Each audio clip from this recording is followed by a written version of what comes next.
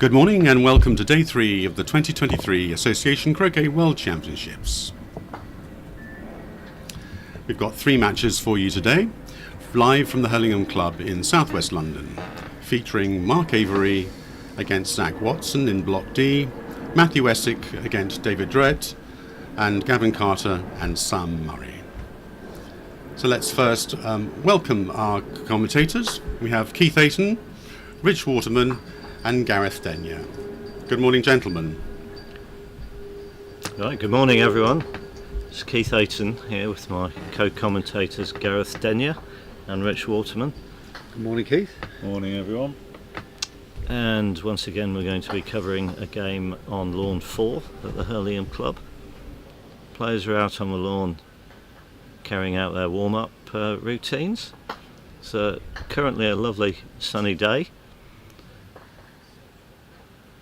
Yeah, it's perfect conditions for croquet, isn't it? There's a nice little fresh breeze in the air, but not too hot and not too much wind. So, yes, it's nothing like it was on Saturday when it was complete carnage here with a bit blowy, wasn't it? Significant bits of tree all over the lawn. So we're going to be covering a game from Block D, I believe. That's correct. Mark Avery, the number 1 seed, will be playing Zach Watson from the United States, who's the number 2 seed. And maybe it would be possible to have a look at the situation in that block if we're able to pull that up. Yeah. So while we get that up, Block D. Yeah. So Mark's 6 out of 6. Zach's 5 out of 6, so both of them looking very strong to qualify regardless of the outcome of this. Yes, well, Mark is our new and therefore current Open champion. He won that at Nottingham just over a week ago. And Mark is also the holder of the record for being the youngest Open champion when he was 21 and won it for the only other time he's won it, which was 1987. Gosh, yeah. I haven't even started playing croquet then. Yeah, so just looking at Block D in a bit more detail. So Mark and Zach, we probably think are going to get through as the top 4 out of this block of 10. Looking strong on 4 wins each, Gavin Carter, Richard Smith. Although they've got some, fairly tricky games today, and I think actually they do play each other. They do play each other, yeah. And then lurking behind on 3 wins, we've got Annabelle McDermott and Peter Philby, who again both could push into that top 4. And maybe if Sam Murray has a good day, Sam's more than capable of coming up from 2 wins and maybe stirring the pot a little bit. So we'll keep an eye on this one. This match in itself. Annabelle and Peter have to play each other as well. So. Yeah. So there's, as we'll find with the other blocks, there's kind of a lot of mini tournaments going on today to get into this top 4. That's right. Yeah, it's very, very cleverly organised to make it so that the players who are ranked 3rd to 6th in the block effectively play, as Rich said, a little mini tournament on the final day. It really adds to the tension and spice of the whole event. So Zach had a somewhat surprise defeat. I don't think Richard Smith will mind me saying that. Richard Smith beat Zach yesterday. It's a very good win for Richard. It can happen in association croquet. The standard is so high that on any given game that people can get supposedly shot results. Probably the biggest one yesterday was Debbie Lyons beating Robert Fulford 26 TP, but equally Debbie's playing incredibly well at the moment. Well, Debbie is the current women's world champion. So the other game that we have on here is on the secondaries, which we will try and keep you well informed of, is Simon Williams against Mark Ormerod. Mark, of course, was a qualifier, and I don't know whether we can have a look at the group that they're in.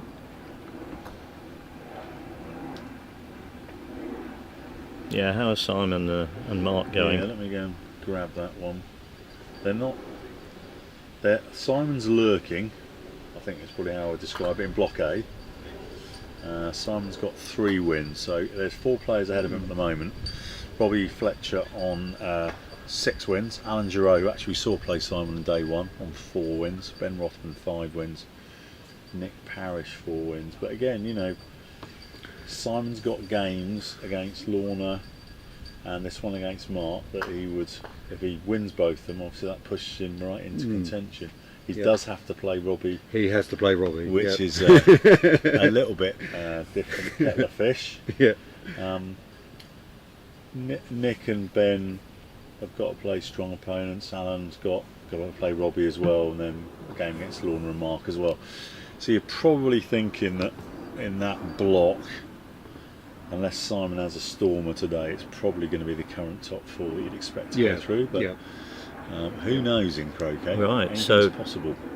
Mark Avery's going in against Zach, and Mark's played black to the east boundary. We've seen this quite a lot, haven't we, so far? It's one of the standard openings, and the theory is, I think, that with Mark's other ball, the blue ball, he'll be looking to hit black and to make sure he's got the innings, and Zach will have to hit a long shot to get the innings back. So Zach is looking, but he's lining up to send red, probably just south of corner 2, and that's generally regarded as the most defensive option. It's perfectly positioned, about 9 inches south of corner 2. Yeah, and he hasn't gone in the corner, he's gone just south. And part of the thinking of that is that were Mark to decide to shoot at red. Mark shoots at his own ball and hits. He does. Yeah. Not hanging about today. No, he was very, very quick off the blocks there. For those who don't know Zach, he's number 2 ranked United States player. He hasn't been playing that long competitively. He started in 2013. 326 competitive games, of which 89 have been TPs. So he's clearly one of these guys. Well, he played at number 2 in the United States Mick Robertson Shield team in November in Australia. And I was just chatting to him before the game, and he tells me that he will be taking up a post at the National Croquet Centre in Florida as their resident professional. Fairly handy practice opportunities. This winter. And not for the first time we see someone careering into hoop 2. Well, that's interesting. I mean, I'm instantly remembering that when I joined to watch the live stream of last year's Open Championship final, Reg Pamford against James Death, this is exactly the position I joined it at. Reg had hit third turn and taken off to James's ball in corner 2 and ended up on the wire of hoop 2. Yeah. Now, in some ways you might think, well, that's a pretty careless error to make. And now Mark can clearly go back to black. I mean, that's not really a problem, I don't think. Well, when I say 2 black, I mean it might not be exactly joined up with black, but from where we're sitting, yes, it looks like he can simply go back to black. But what he had been intending to do was to roquet red and move it down the west boundary and go back and leave a rush to it. Well, Mark clearly thinks there's enough of the hoop there to impede his stroke or something. He's calling the referee out. Who's the referee, Keith? That referee's Tim Dutton. So Mark is number 3 in the UK, number 5 in the world.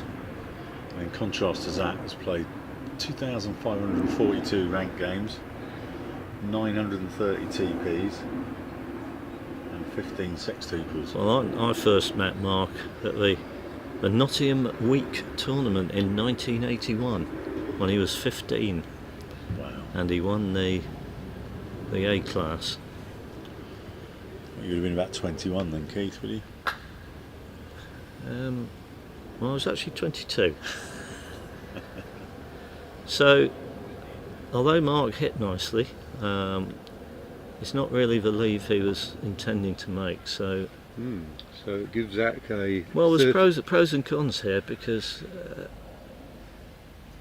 Zach is going to come up to B bulk, and I think he will be making a double target of blue and black. But if he hits, it's not actually that easy to get going. And now he's moving. I was going to say, he's now moving if you to... take a shot at your own ball, that gives you a 13 yarder. Well, it does, but it would be joining up. I mean, Mark's probably 4 to 5 yards apart. You'd expect him to make that rotate. But at this level, you imagine you'd be more than 50% getting a 13 yarder. Well, gives a lot away if it misses, eh? yeah, I mean,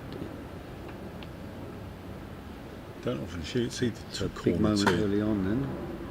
Oh, Well, and there we go. The cautionary note of my co-commentators you'd there. better hit the next one to get back up to 50%. It's quite rare to see opponent shooting his own ball in corner 2, particularly if it's... Well, we've not seen this, have we, before? No. We haven't. But the reason we haven't seen it is because red is still there. Normally, red's been moved Yeah, down the west boundary. yeah. Or there's a more tempting shot from B Now, ball. how do you fancy? Mark's going to play black and hit blue, but how do you fancy then rolling blue to hoop 2? He's cut that right out to corner 4, isn't he? Have we got any takers for that? Well, I'm not sure I even would. I've sort of seen shots that we covered in development squad where you can kind of nudge one ball in a bit and then pick it up after hoop 1, but making sure you get your rush on yellow in this case I to hoop think 1.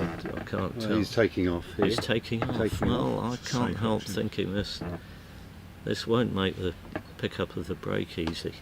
I would have done the roll, because And there's a big target for your striker ball as well, isn't there? you're coming along more or less along the north boundary, It's going to need a big and target. you're going to get a double target.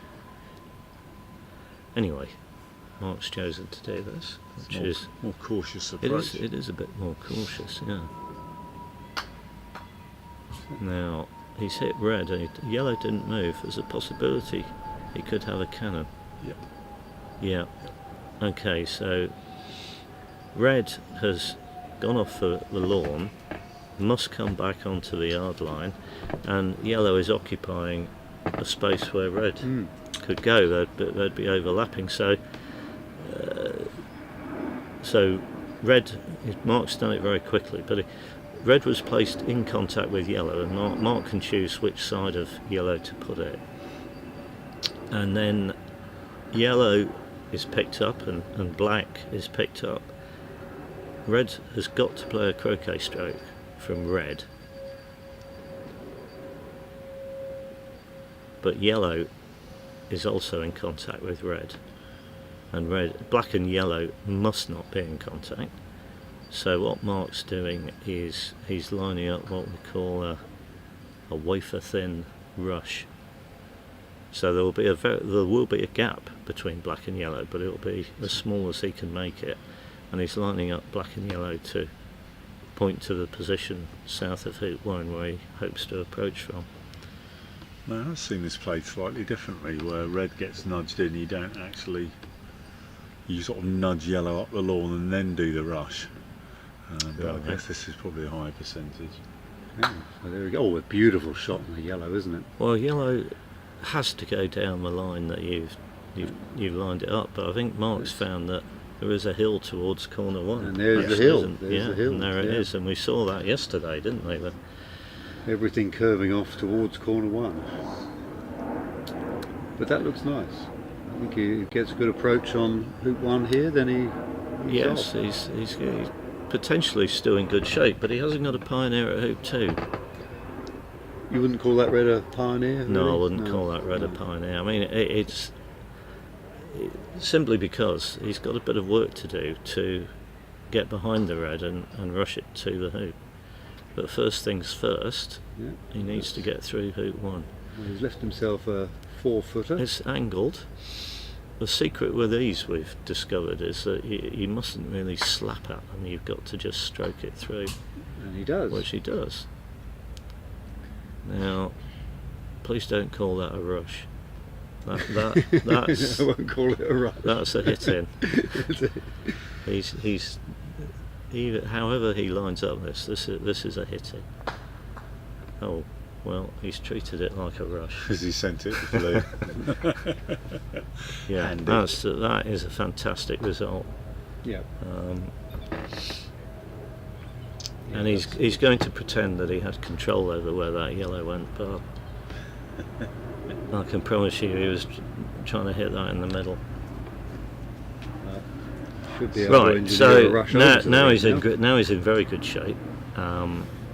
He should get yellow nearer hoop 3, which he has, and a rush on blue. And he will be trying to rush this probably off the west boundary. Okay, well he's taken it in a bit more measured way, Yeah. trying to get it. He's taking it off the north boundary, quite close to red. And here, he can just leave blue, can't he? And plan to run the hoop and then hit blue. Oh, I used blue as a reception ball. Yes, Yeah. I think- Yeah. Nice. Yeah. I thought he might rush off the west boundary and put blue into the lawn as a pivot, planning to rush red to the hoop and use red as the reception ball. But anyway, But he's going to. Yeah, This he's gonna works use, too. Yeah. He's going to use blue, and that enables him to make hoop 2 with some gusto. yes, it does.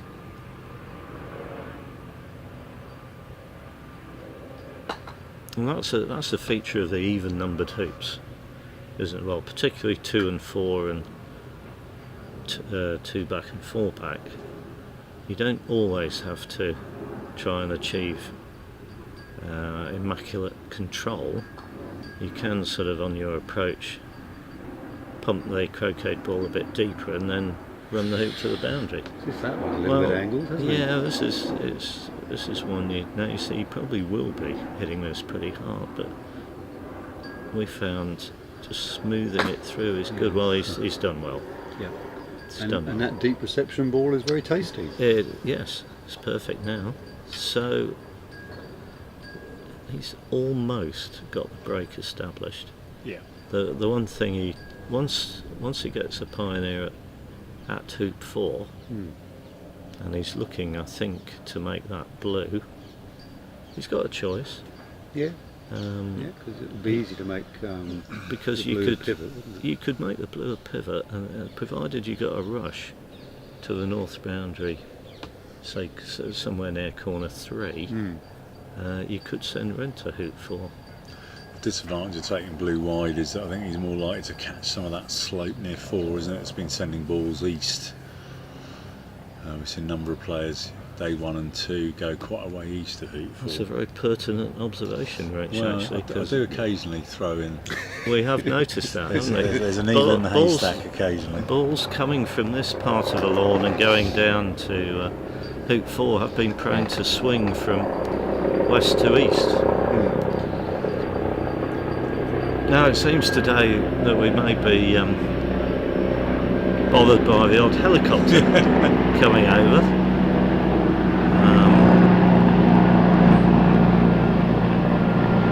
So far none of them have landed. No. I'm right in thinking that Mark was runner-up in the first ever World Championship. You are right, Rich, yes.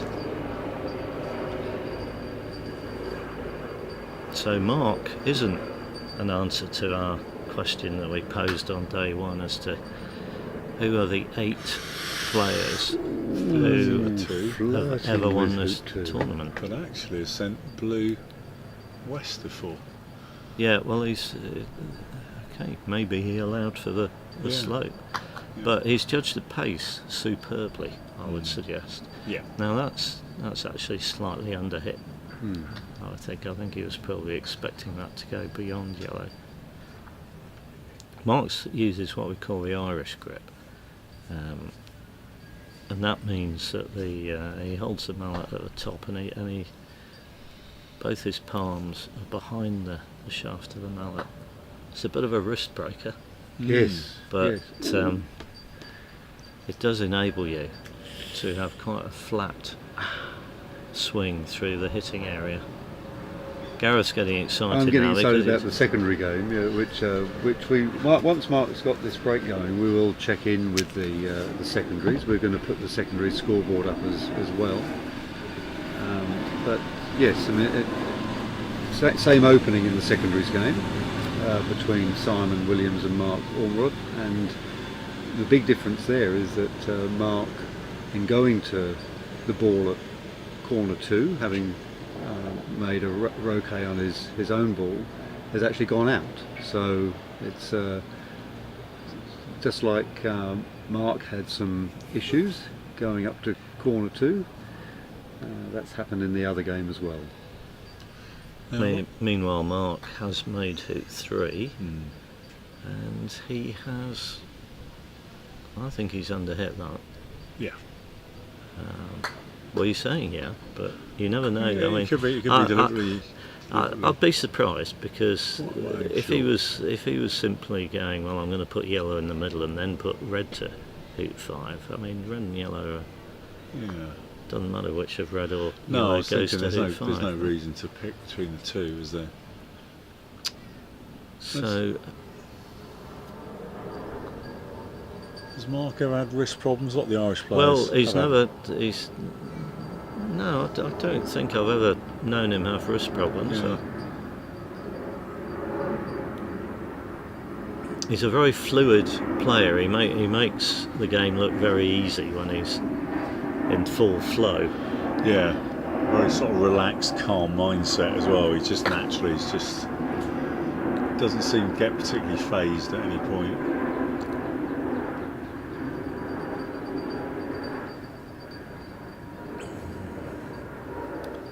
So it looks like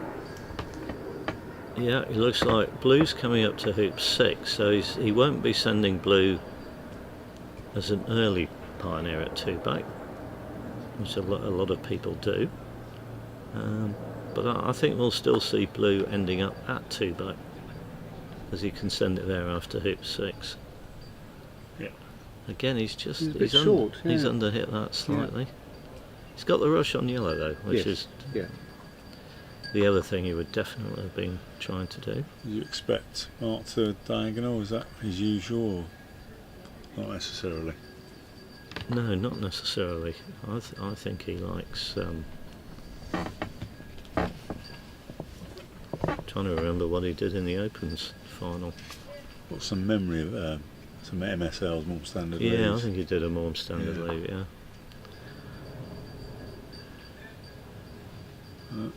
Send in yellow to accompany blue. It's interesting how players react to. You play a few strokes and the croquet ball doesn't go the distance you think it's going to go. It can be a little bit off-putting at the start of the day. Yeah. I mean, credit to Mark, he's adapted. I mean, using slightly different balls from Nottingham and the British Open, so he'd had to adjust to sort of slightly different feel and ratios. Yeah, these are what we're calling the sort of old style Dawsons. Yeah. Which people have been used to for quite a number of decades now. And whereas the newer Dawsons, the so-called Humpties, you can get softer reactions on rushes and also different ratios on the croquet strokes. So something interesting has happened in the secondaries game.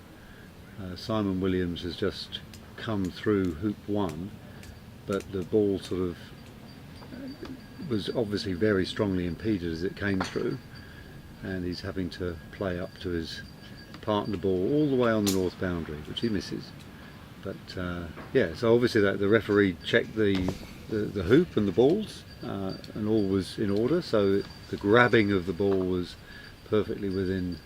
Was he actually checking the? He was checking. Okay. Yeah, there's a law that says if the outcome of your stroke has been affected by hoop being too narrow and too narrow to the point where your ball could potentially touch both sides simultaneously, even though the ball didn't actually jam in the hoop, it actually did come through the hoop. It did. But It could potentially have been in contact with both uprights simultaneously, in which case, if that had been the case, but it wasn't, the hoop would be reset, and then Simon would have been entitled to the option of a replay. So, a new innovation. We're trying to show the scores of both of the games being played on this lawn. Simon Williams and Mark Ormerod as well. So we'll hopefully the appearance of the extra scoreboard there will just add to your pleasure. But I'm sure you'll let us know if you find that distracting. So Mark's made 6, going to red up 1 back. The position of yellow makes me think it's probably more likely to be a spread than he otherwise would have brought yellow down. I have to agree. I have to agree, Rich.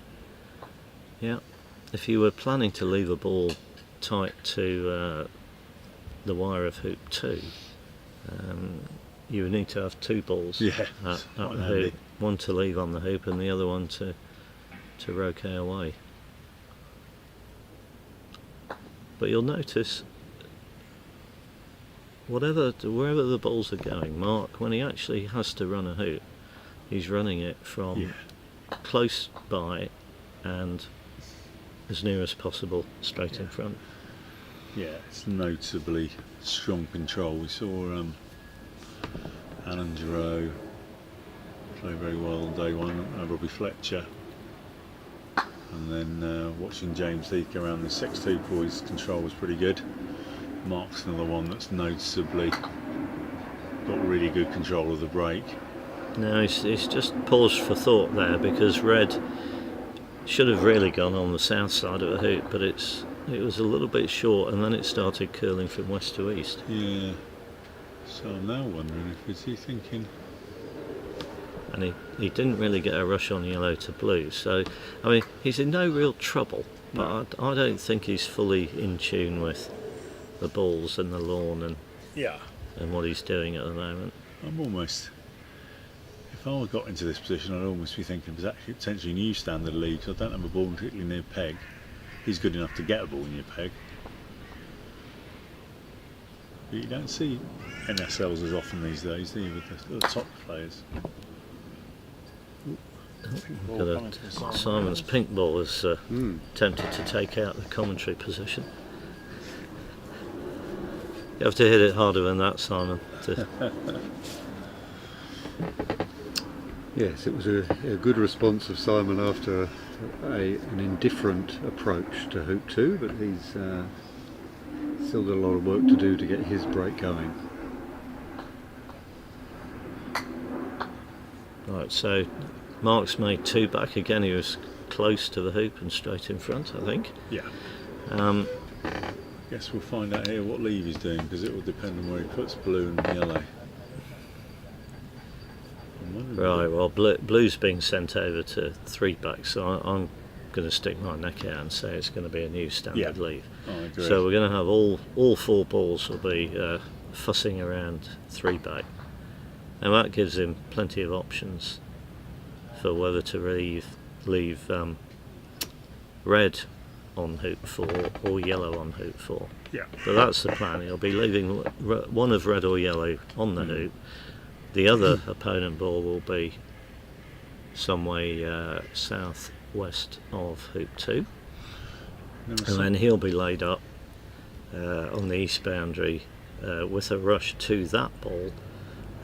Probably, well, somewhere where the ball on hoop 4 can't hit him, and probably maybe level with hoop 5 or a little bit north of there. Yeah, it was the lead that I started out with when I started playing advanced. I just found it an easier one to do. And there are some players that, as a matter of course, will take all 3 balls down to hoop 4 and 3 back, and it's not that tricky to pull out a lead from this position. Oh, Well, He's knocked it through the I hoop. totally cursed him there, didn't I? well, he's okay. He Yeah. did. I can't believe he was actually trying to rush red through hoop 4 to get it to there, and he's probably going to have to put it back Not something you through choose 3 there. by. No, not really, because I mean I'm sure he'll be fine, but if red happened to stick in the jaws here, it'd be in a bit of bother, wouldn't Yeah. he? Now I was talking earlier about how Mark's making sure he gets straight in front of hoops and close to them before he runs them, and I'd try and instill in people the desire to do that, because essentially croquet is a fairly easy game, but the hard part is getting your ball through the hoops, and therefore it makes sense to make the hoop shot as easy as possible. All the errors, almost all the errors that we see are caused by the hoops. Yeah. You can either potentially misapproach a hoop, so you can't even attempt to run it. You may leave yourself a difficult hoop that you fail to run. You may run the hoop, but find that you could only just get through and you're hampered and can't make a roquet. And finally, you may go sailing through a hoop because you haven't got, you're too far away to run it with control. End up nowhere near the ball to hit, and end up missing the roquet. So those are the number of reasons why it's important to, if you can, to get close straight hoops. Alright, so we've seen Mark, he's coped with making the hoop. That's got a bit of pace on it, hasn't it, that yellow? Yeah, it's not going off though. No, it just stays on the yard line. Floated with the peg yeah. a little bit. Yeah, maybe a little bit north of where he was hoping it would go, I'm not sure. Only he can tell us that. And his plan now is he's got to rush on red near a hoop 4. And the position he's going to leave red is, well, it's pretty near there, I would guess. He's hiding it from A-Bulk is what he's doing, isn't it? Yeah. Yeah. And he's hiding it from A-Bulk because Zach will have what we call a lift option. Bit of rain coming down now. When it's his turn.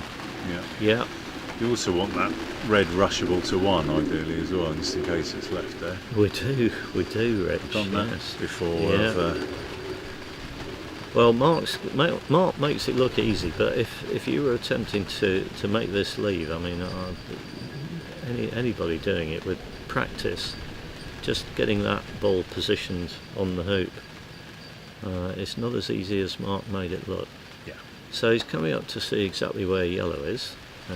He's also noticing that it's raining. No great hurry to get waterproofs on. Yeah. There are some players who just hate having to play in waterproof, Yeah. so they don't do it. So They yeah, don't do just it. rather get wet. Yeah, they'd rather get wet. Yeah. He's timed the end of his break fairly well. to Well, get if the out of rain isn't, if it's not windy and freezing, then I'd prefer it that way. Yeah? Yeah, because the waterproofs are just so constraining. So So the camera's now being given a little just a bit of flash, protection. bit of protection. Just had some results in from Block G, and unfortunately it's looks like the result of Bruno Hess having to withdraw from the remaining block games. Not sure what's happened. Oh, I understand he's got a bad cold. Oh gosh, okay. Yeah, So Max Waldorf, James Deeth and Andrew Hobbs all got walkovers today. right. What happens with the results then if someone withdraws? Are all the games that person has played wiped away, or do the players that he has to play get as you said, walkovers? Yeah, well. You have to One find thing that about Gareth you'll notice is he's good at asking questions. Particularly questions we don't immediately know the answer to. Yeah, one thing you notice about me is I often don't have the answers. Yeah, I would expect this late on, I don't think it's going to matter. I think all the the ones fighting for their place in that group have all beaten Bruno. But I don't know what protocol is actually. Now, Gareth, could you just keep us in touch with our viewers and their comments? Let's Yes. see what's been coming in today. What's been coming in is lots of love for the idea of having the 2 scores up. Oh, okay. Oh, good. excellent. That's nice. So that's very pleasant. So a big, a nice little innovation we're experimenting with there. So hopefully that will continue to be good. And I think it's easier for us commentators as well, because the moment you want to refer to the other game, you've got the score there in front of you. Yeah, Mark Ormerod was coming to hoop 3, but he just ran into the pink ball. He probably didn't want to do that, so it makes a much more tricky conundrum now. Right, so Zach has very quickly decided to lift red and take what we'd say is a very defensive shot, in the sense that he's not going to he's taking a shot that even if he misses, obviously he's hoping to hit it, in which case he'll be playing, but if he misses it, Mark probably won't be able to get a standard triple peel started. Yeah, no, I see my good friend Paddy Chapman has commented, asking what my thoughts are on playing in waterproofs. Now, I know what he's doing there, because Shot was that. It's a beautiful shot. I once was the subject of some text commentary during the 2010 McRobertson Shield, where we had rain start, and I went to put my waterproofs on, and the person doing the text commentary said, "Here comes the world's worst player in waterproofs." Oh. Was it fair, Keith? That's the question. Well, yeah, I mean, I didn't read the commentary until about 6 weeks after the event, but This is the problem. it wasn't entirely unfair, let's put it that way. It also depends on where you put the punctuation as well. Yes, I thought that. I thought that. Yeah. Yeah, well, yeah, that's... Me and Gareth sitting either side of a former Robertson Shield player. We know our place in terms of the playing ability. I'm going to worry about that all day now, Rick. So very nice hitting from Zach. Looks like he's got a nice rush on black to over to yellow, which is very close to the boundary. Yeah, so his hitting there, I mean, it's the perfect result, because he nicked blue off the lawn and kept it near black. Right, so he's rushing. The plan here is rush. Oh, well, hoop 2 strikes again. For the 3rd time on this lawn this morning. Yeah, magnetic balls. It's not. Yellow's a little bit off the yard line, so it's not too threatening having to take off to get a rush on yellow to hit 1. And I'm saying that because the one thing Zach must be aware of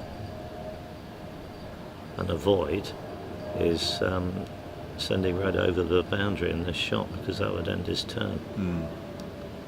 So he's very carefully lining this up. Essentially, you're playing almost a single ball stroke here. Black won't move very far, and he has played that pretty well. I think it just ran on a few inches further than he would have wanted. Doesn't hang about either, does he? No, he's got a nice tempo to him. He's somebody who casts over the ball before hitting. And players do that to check their aim, and also to build a bit of momentum in the mallet. He's overcut that slightly, so he's been a bit side on with this approach. And where do we like to approach from, Rich? Right in front, Keith. Straight in front, Yeah. yes. And why do we like to do that? Keep control, Keith. Well, Get rushes out of hoops. yeah, Short but hoops primarily. Less error, less margin for error, particularly obviously. if you're approaching the hoop up the line of the hoop, then you can afford to be slightly off with the pace that you put into your ball, and you'll still have a runnable hoop. But if you're approaching from the side, you haven't got that luxury. Well, that ball's in front now. Well, he's Yeah, played well, that very well. He's played it a bit wider, just have a slightly longer hoop, but less margin of error. Sorry, more margin of error. Now he's done well there. So obviously Paddy's comment has reminded me that when Chris was talking about the big four, kind of Reg, Robbie and Matthew Essex, without Paddy here, if Paddy had been here, that would have been 5 because he won the last but one World Championship, didn't he? So, He did, yeah. so there's one of the big names is not going to win it. But I appreciate you being on the YouTube chat, Paddy. Yeah, what's been happening? Keith, why aren't you playing in the Worlds? Yeah, well, Where's that? is it because you were worried about the rain? You might have to put your waterproofs on.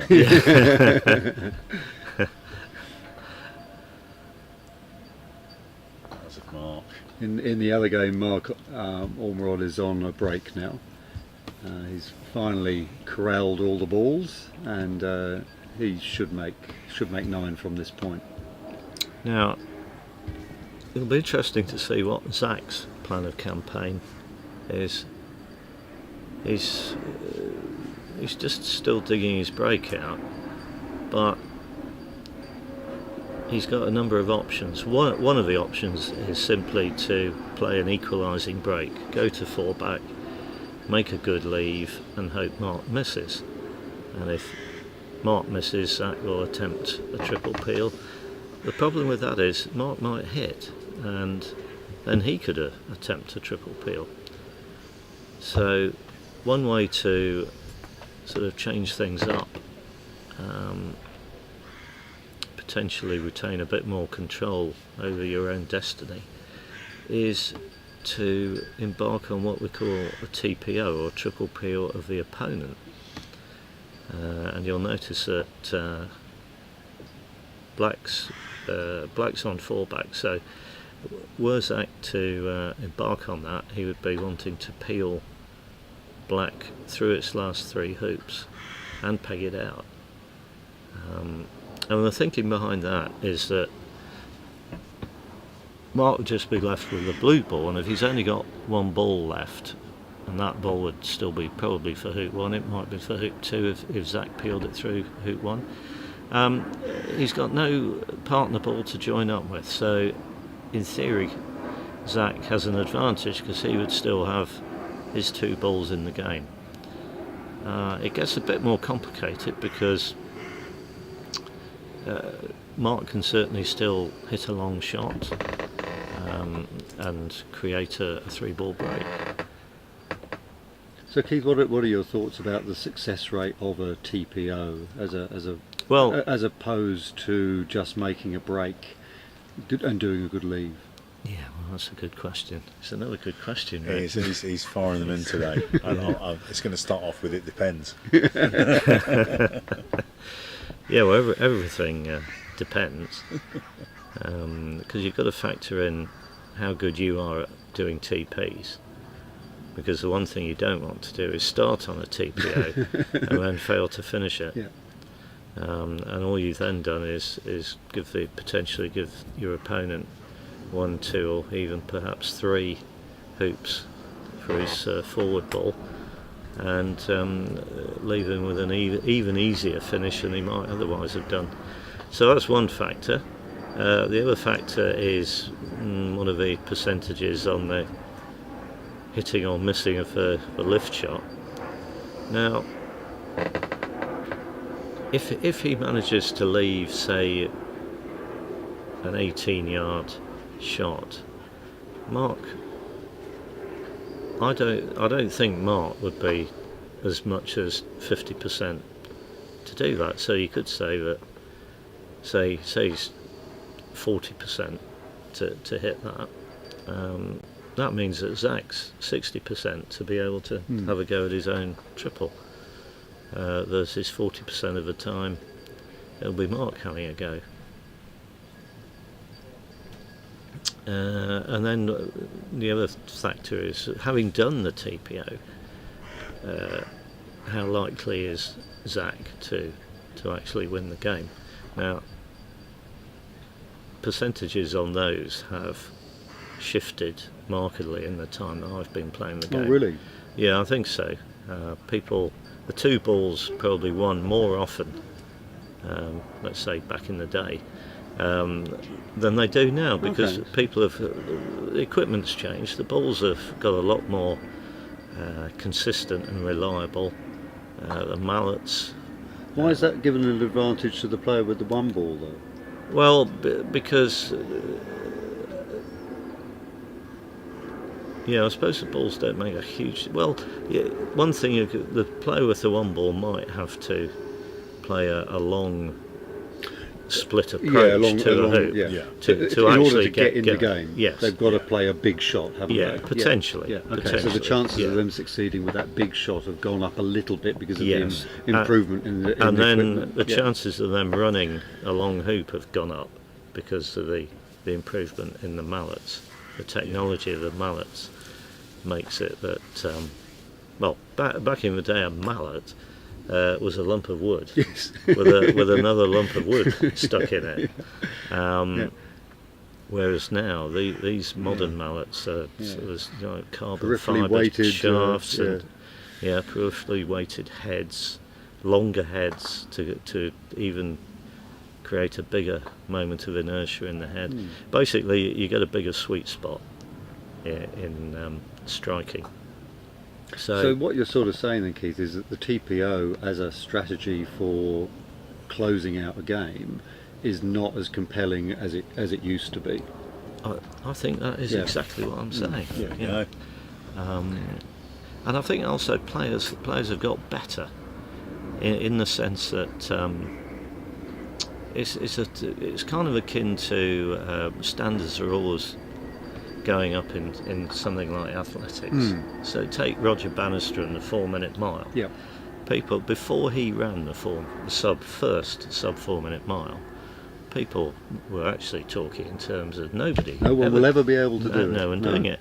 And then as soon as he did it, a whole slew of people started doing it.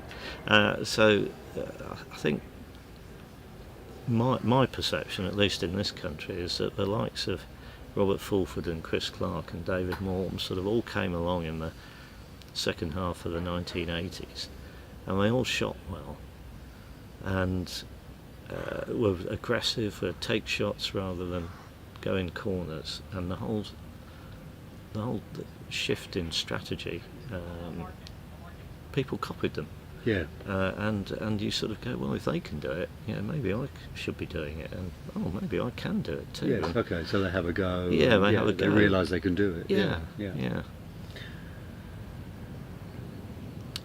So, while I've been wittering on, Zach has got into a position where he's rushing to hoop 2 with black. Now, if he was going to be doing a triple peel on black, he really wants... He's got yellow at hoop 3, but he'd actually like to have a pioneer at hoop 4. So from where he's looking now, I'm guessing he's not thinking about doing a straight into a TPO, but there is another option. Oh, what's that? Right, so we've seen Robbie Fletcher do this. He will... I'm not saying this is what Zach will do, but he could make 6 hoops with red. So essentially make what we call a one-back leave.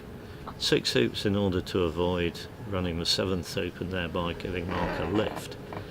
And because he wouldn't be giving a lift, Zach could leave Mark's 2 balls either side of hoop 1 so they couldn't hit each other, retire to corner 3 with his 2 balls, and you might think, well, is he trying to do a sextuple peel? But not necessarily. he could be planning to do a triple peel on Mark's black ball.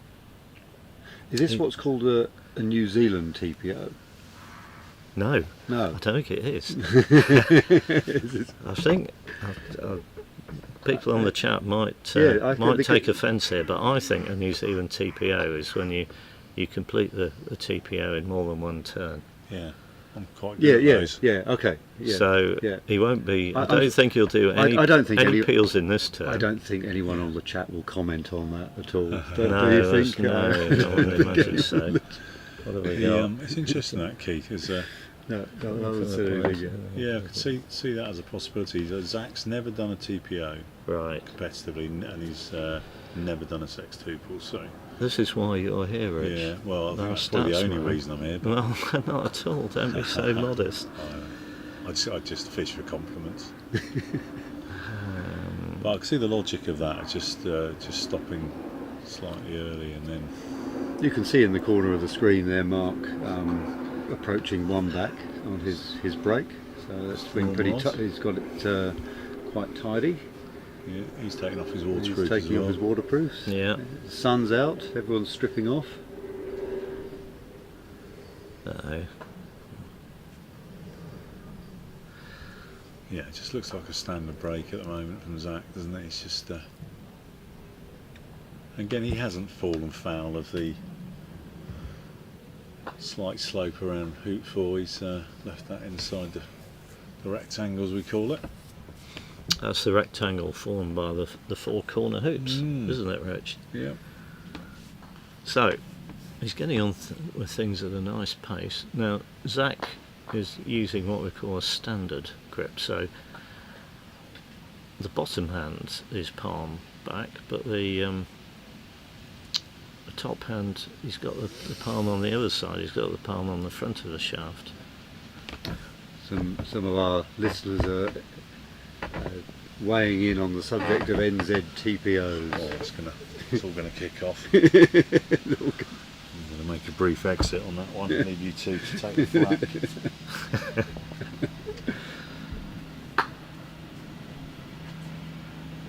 Right, so I think the rain's just started again, actually. Has it? Yeah. A few just a few spits. Well, anyway, the players took their waterproofs off. It was bound to cause the rain to come back again.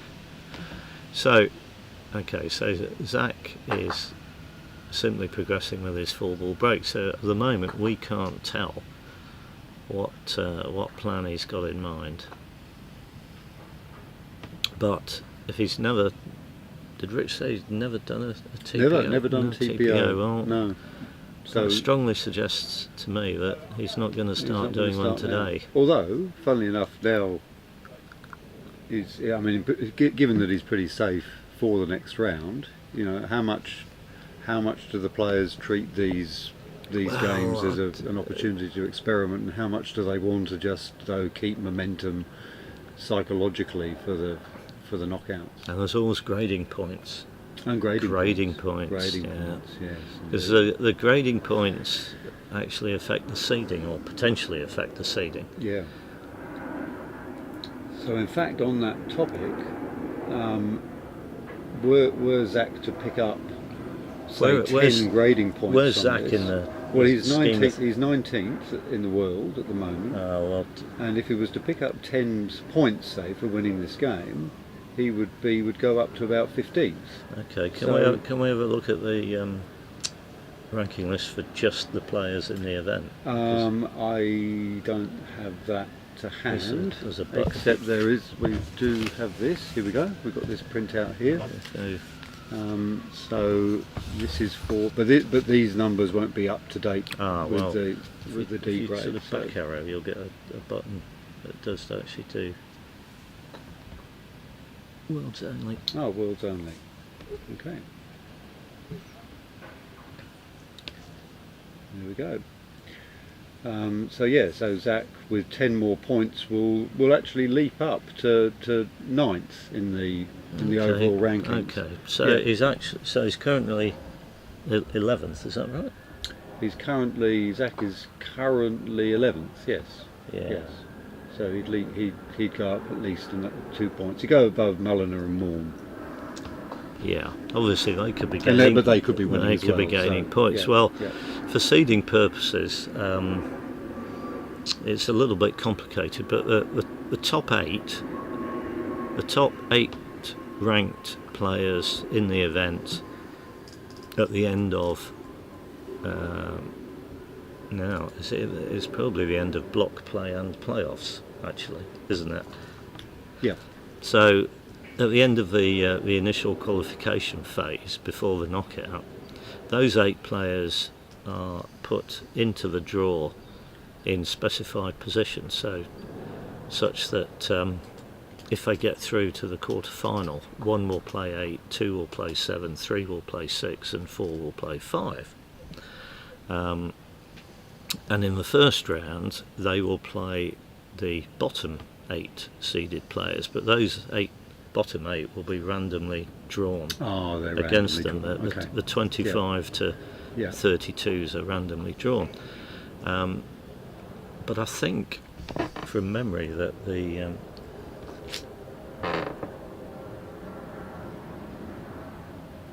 Sorry, Keith, you were saying. Yes.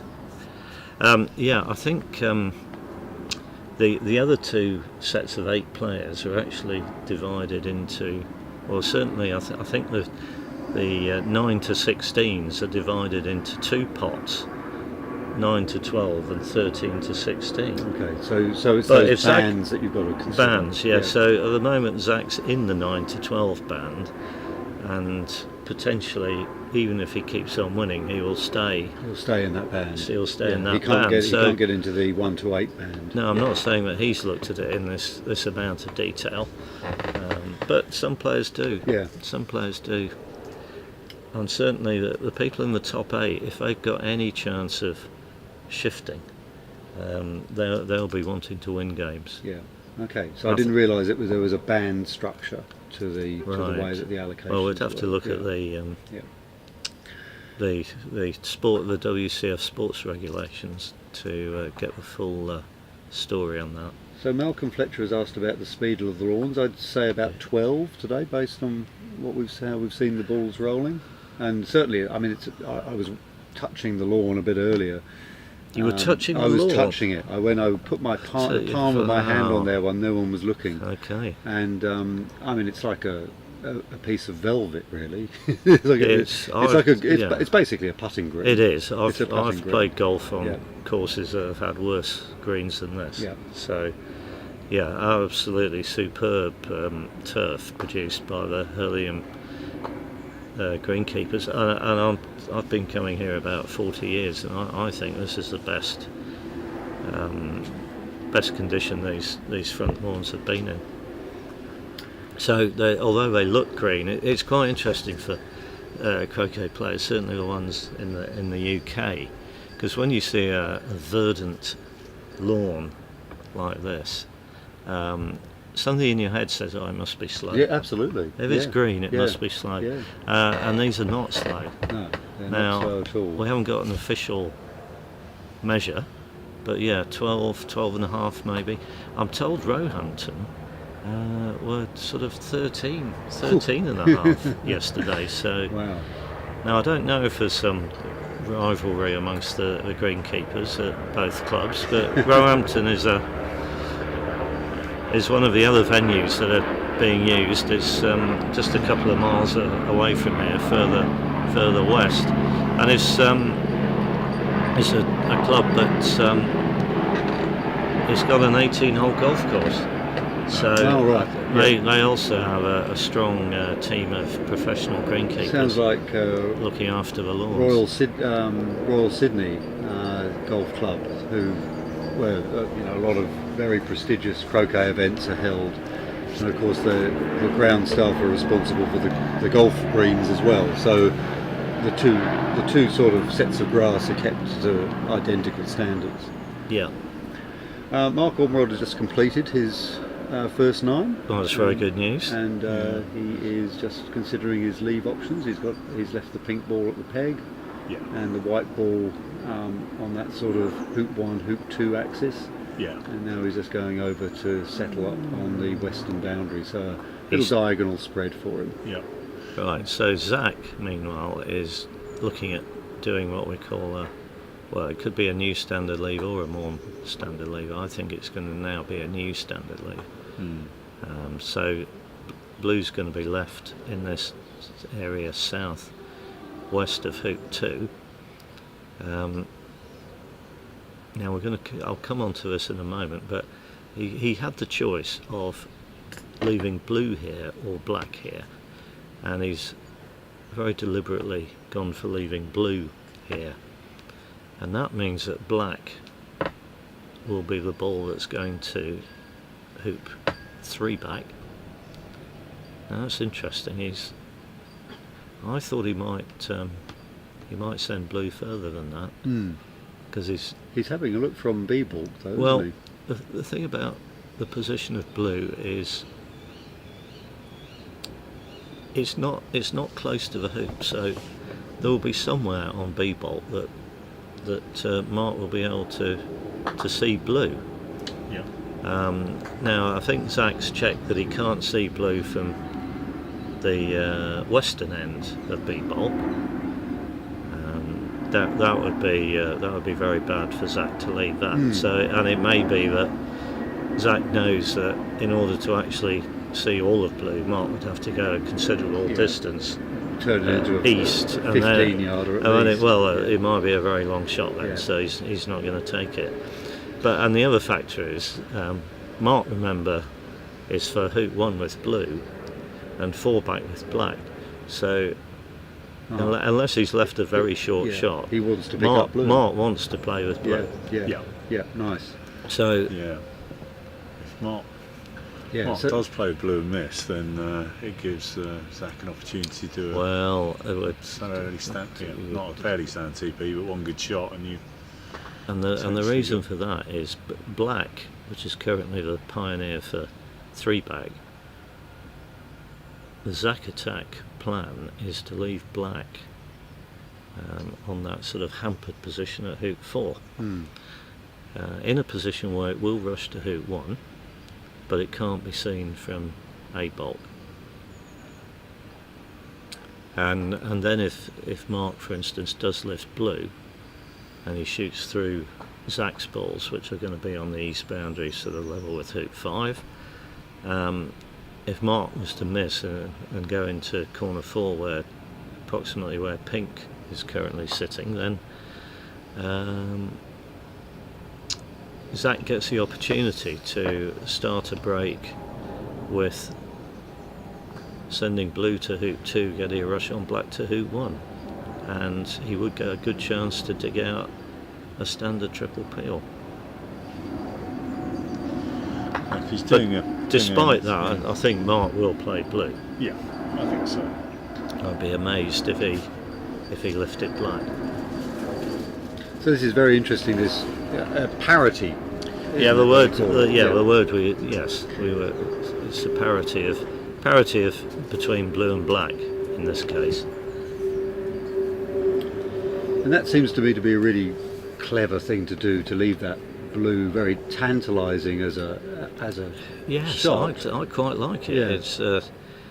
I mean, we can't see from here to what extent it might be a tempter I'll go and tell you. from B-bolt. Gareth's just doing the honours and going to actually have a Roving look. reporter.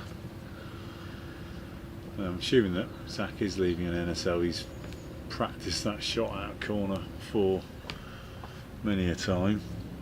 It's the key shot, isn't it? If the opponent decides not to lift up. Yes, it's actually the reason I personally don't like doing this leave, because You've got an early big shot. You've got it's a big shot. You're moving your ball 9 yards or so to get a rush that you then want to take 14 yards, and the wider you go, the more wider. I mean, east of black. Yeah. The bigger the gap between your ball and black, the more chance you have of leaving a good rush. But equally, it's a longer rush. Exactly. And if you're like me and you're not confident about rushing, yeah, that's quite a daunting prospect. So the Yeah. blue looks quite open to me. I mean, I wasn't bold enough, obviously, to go and stand Yeah, just on the lawn and go, shake your head. yeah. Can you imagine? I want to put it there. Oh gosh, I'd be carted out here by security. But yes, it does look as if Okay. you. So it really is tempting. Yeah, it's incredibly tempting. It's unbelievably tempting. Yeah, it's interesting you talk about that, Yeah. Keith, because I used to do NSLs all the time, and then you start to realise that lawn conditions, different clubs, you really do have to think about how well you can play that shot. Because if you can't play a good shot out of corner 4, it ends up Well, if becoming you a bit go, tricky. if you don't go far enough, you've got to cut it back Yeah, where a straight. If you hit it straight, you end up rushing up, somewhere on the west boundary, north of the peg, for instance. And if you go slightly too far, and you don't cut that rush, well, it just slaps straight into hoop 4. So anyway, in the meantime, Mark's having a look. It's totally open. It really is. other Mark Ormerod is through hoop 2 with Yeah. his second ball, so he's doing well at the moment. Yep. Hurlingham member, of course. Yeah, Mark was heavily involved in the organisation for this event. And he was a qualifier as well. For the He was, event, Yes, wasn't he? yeah. yes, So we've been that's pleased right. to have. He's a good player, Mark, on his day. Very solid. And one of his claims to fame, and he's quite open about claiming this, is that when he was at university, he introduced Stephen Mulliner to croquet. There we go. So 2 marks on the lawn, both with their England kit on.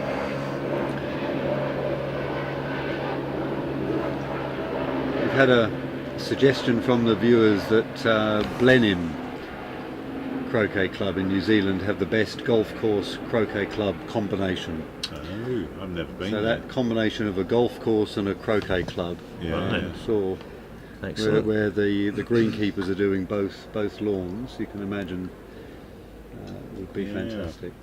Well, I think I've never been, but it's a feature of croquet in Spain, so I believe. Yeah, Yes. yeah. A lot of the Mark There's picks up been the a- blue. there's been an explosion of Yeah. croquet in Spain, and it's golf croquet, and yeah. a lot of the clubs, I believe, are at golf clubs. Yeah. Yeah, So they will presumably produce very good surfaces. a lot of so- players been going over, haven't they, to Spain and been very complimentary of the hosting over there. So hopefully get a chance to go over at some point. Carry on, Keith. Mark's having a shot, isn't he? Yeah, and he's not having the shot that goes to corner 4. So let's see if he hits. Ooh. No. Oh, he thought he had hit, I think. Oh, really? Has he indicated that he could? Well, do he that? was started his walk after. He does tend to walk after some of his strokes. I think The, he's re- all the, off. re- the replay. Is Yeah, interesting. Yeah, Have well, a look at this again, replay here. fantastic Yeah. facility to Shoots actually see this. and- Oh, No, yeah. very close. Yeah, Yeah. just turned a little bit, maybe. It was close. Very close. Now, we won't quite see, or we shouldn't see, the manoeuvre that I was describing, because, well, Zach's got options here. He could tap red, and he could take off north of blue and rush blue down towards corner 4, and Where then he would would have gone with recreate the- yeah. the sort of position he's probably familiar with Yeah. if he's practiced that big shot. But he's got another option. He could rush blue sort of up. He's not going to do that. He could rush blue up sort of level with hoop 3 and then play a square split shot sending blue to hoop 2, Yeah, and then just make one. and then to try and get a rush on red towards I like black. that. You know, I've not done Well, that before. I like if you that can idea do there. it, Yeah. it's much more accurate, Yes. because you will be rushing red onto the rush line Yeah, of yeah. black to hoop 1. Yeah, he said if you get that opportunity where blue is rushable north. Okay, so he's taking the opportunity. Oh, that's Ooh, off. that's steamy. That's off. It's steamy. That's off. It That is is off. off. Yeah. It looks off. No, it's not off. No. I'll take my it God. back. Wow. Wow, So that was- close. Yeah. He didn't even seem that bothered about it. But, No, it was no, he pretty didn't. close. It was about, there might be a ball inside of the line. Yes, You might another have- helicopter goes Well, you over. might have seen the shadow of it just Yeah, briefly yeah, the flit across the lawn. Oh, lovely shot. Yeah, That's well, it. we'll see how good he is at the big Yeah. shot. I think he's put hoop 4 or possibly. Oh no, he might be okay. I thought he might have put hoop 4 or It's a black bit- in the way, it's but not an ideal I think he's place to okay. start. so this is just a straight croquet shot, or pretty straight, sending blue to hoop 2, but his main priority is to get yellow in a position to rush black to hoop 1.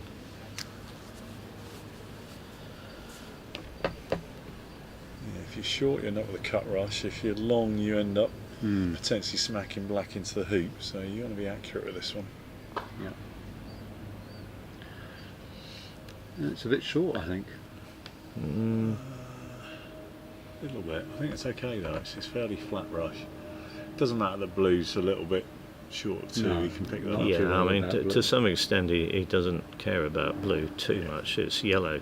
I think He looks okay. Yeah, it's fairly it's a longer rush than I would like, but I'm sure he'll be fine. How are we doing on the? Oh, the chat just confirms that in Spain it's regular for the croquet lawns to be tended by the golf greens staff, so Yeah. so you get the best of both flat. Nice worlds. strength on black. Just obviously the wrong side of the hoop, which he wouldn't have wanted, but he'll be fine there. Yeah, but he's looking in good shape. Might not get an easy rush out of 1. I'm going to say he won't get a rush out of 1. I'm going to say that. Concentrate in there. Yeah, yeah. It Well, would be a very, very it- controlled hoop, wouldn't It would be. think- It'd be the sort of controlled hoop where actually he's rattled in the jaws and then Yeah. just grovelled through. But And he's on the wrong side of and it then now. this often happens if you do a backward takeoff because you have to get past the hoop. Yeah. You end up hitting it a bit It's, too far. So he's now big he's moment. he can't just Very big tickle moment. this one through. He's got to No. make sure he runs it. And he does. He does, Yeah. but he's had some wire. And he's got a testing little return roquet. Yeah, and it's not the sort of roquet that you're going to tap either. So if he centre balls this, it will be on the south boundary. He is going to have a big shot after this if he hits. So this is Well, it's not a bad place to put it actually. You don't have hoop 1 in the way, which would have been a potential danger. and now he's probably wishing that actually blue was a better pioneer at hoop 2. I mean, he can go to red. Yeah, I think That's a straight roll. It's a big one. I think on this pace of lawn, I would be quite tempted to go to red. It's got the peg in the way. Yeah. You don't have to do a lot with a split, as Keith said. So as long as you play a nice smooth shot, you should be able to get both balls somewhere. Yeah, near. if you achieve a full roll, so that both balls go pretty much exactly the same distance, and you get the right strength, so that yellow's got a short roquet on red, I think you'd be pretty happy. This is one of my weaknesses because I actually enjoy. Well, he has got a full roll. Actually, black's gone a bit further, but yellow's okay. close enough to It's red. okay, isn't it? Yellow's Yeah. actually. It's a little bit of That's a nice. 3 or 4 yarder to hit that red. I think one of my biggest weaknesses is I really enjoy playing those shots. And of course, ideally, you should never get into a position where you have to do it. Yeah.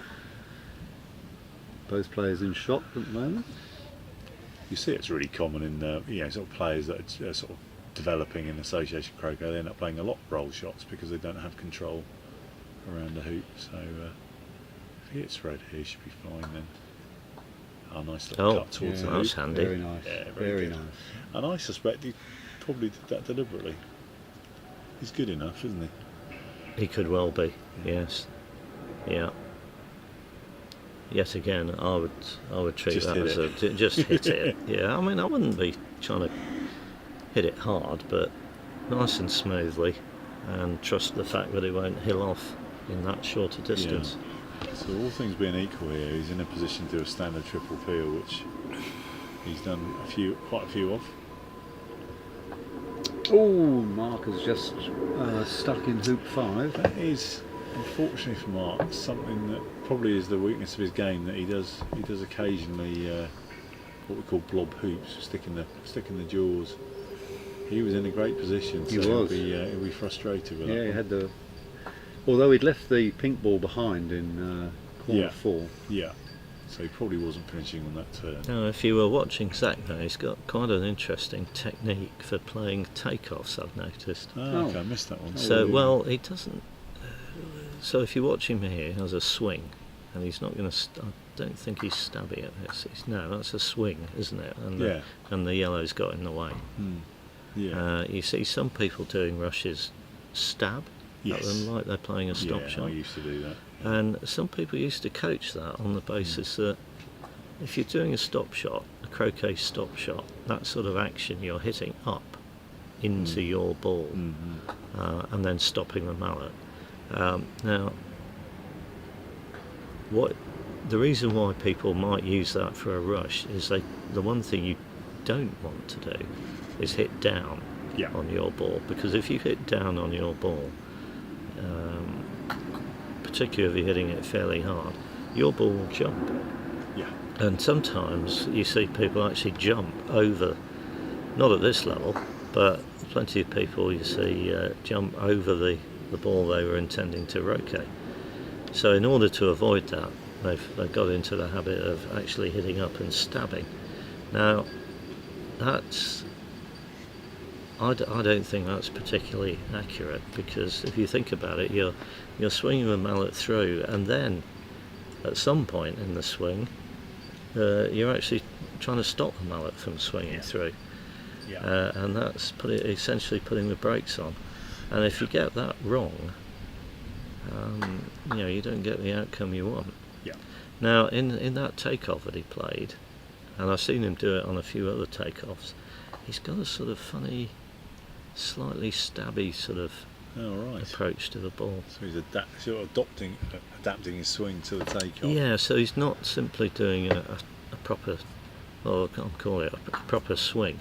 Right, that time he played a stop shot, so you could see he deliberately arrested the progress of the mallet at the point where he made contact with yellow. Blues drifted a little bit east of 4, as we've seen a number of times these last few days. It's interesting talking about that deceleration of the mallet, 'cause I think in golf croquet, particularly at club level, clearance shots, a lot of people are taught to do that, to decelerate the mallet and stop it, and that's how I was taught when I came back into croquet. And I agree with you, I just don't think it's very accurate, because you're decelerating the mallet, you're almost grabbing it. Yes. So every once in a while you'll have a really horrific shot. It's one of those things that human beings are very adaptable. They can learn to do all sorts of things that you wouldn't necessarily teach a beginner. I've played a bit of golf croquet with Chris Clark, just on a casual basis. I noticed that he tends to stab his clearances, we can have. but I don't think somebody like Reg does that. No, Reg is very smooth on that. Yeah. Those sort of shots, isn't he? And I think that's the sort of technique I would like to teach people Yeah. if I had the Yeah. option. Credit to Sarah Hayes, actually. Does a lot of coaching. She was the one that pointed out to me that I didn't need to stab when I was doing a rush, and it's really helped. Just like it's nice and smooth. I remember you mentioning that treat it as a single ball. Once you've got everything lined up, just treat it as a single ball shot, because that's what it is. It's just trying to hit it clean. Yeah. Resulting from Block G. So David Morm has beaten James D 26 TP11. So I think David will be glad to get that one, because that moves him on to 5 wins. James on 6 wins. So I think David will be pleased to get that 5th one in the belt. Right, now Zach is very carefully lining up this peel, and the way you line a peel up, most people, is to look down the edges of yellow and red to make sure. He won't be happy with that. Off the leg. Yeah, because I think he played that pretty straight. So you look down the edges, and if you look down the left edges and see that that's just missing the inside of the left hand wire, and you look down the right edges and that's missing the inside of the right wire, then if you hit a straight shot, then the peelie should go through. We saw that time it didn't go through. I think he was playing a pretty straight shot though, from what I could tell. Anyway, peels don't always work. So the fact that that hasn't worked means that Zach will now be into the territory of what we call a delayed triple peel. He's not got the peel on time for it to be a standard TP. So another result in Block F. Stephen Mulliner has beaten Harry Fisher 26 TP to 0. That's Harry's first defeat of the tournament. Okay. Both of them looking very strong. 6 out of 7 wins. Yeah, 6 out of 7. Both on 6 out of 7. And both with more lowly ranked opposition to come in their last 2 games. Yeah, in that Block F, you've got Harry and Stephen on 6 out of 7. The other players are still in play, but Aston's on 5 wins, Tim Wilkins 4 wins, and then Gabrielle Higgins and Duncan Reeve trying to push their way in from 3 wins. So it should be an interesting block, that one, Block F. So Block C, of course, is the block where there's anybody's game. So we'll keep you 6 players on 3 one. wins, vying for slots 3 and 4 behind Reg and Dwayne. Yeah, that's going to be an absolute cracker, and they're all playing each other, aren't they? So Zach has made hoop 4, and the position he'll be wanting to set up is red maybe a yard or so in front of 4-back, and he'll be wanting to put blue to the west of that in a position where he could peel red with a croquet stroke and obtain a rush on blue to hoop 6. This is a absolutely standard position at the start of a delayed TP. Yep, that's a very nice looking black pioneer there at 5. Needing Mark Ormerod to mark his balls. The one thing he will, I think he will play it in such a way. He'll be hoping to rush blue up pretty near red, so he can position blue and get onto red. But the choices aren't there. You could rush red back down to the south end of the lawn, well south of black, and croquet it back up to 4-back, but that's a more accurate way of getting yellow placed correctly. But he's so close to 4-back with red that I think he will actually attempt to simply rush red a little way and do a takeoff to black. So we had a question in the chat about how many wins should see a player through, and I think we decided yesterday that 6 wins would normally be enough. Rich pointed out that in the previous World Championships, players had got to 6 but not got through. Jose Reed, a big shot. But 6 is normally enough to get through, and 5 you might get a playoff. And the playoffs, of course, are tomorrow. Mm-hmm. So that's the day that's been set aside for playoffs. So we should have some very exciting games on this lawn, because they will really be very, very tense. Yeah, we mentioned it yesterday. We've got 8 blocks of 10 players. Top 4 go through. Ooh, nice. Well, that was interesting. That was yes, yeah.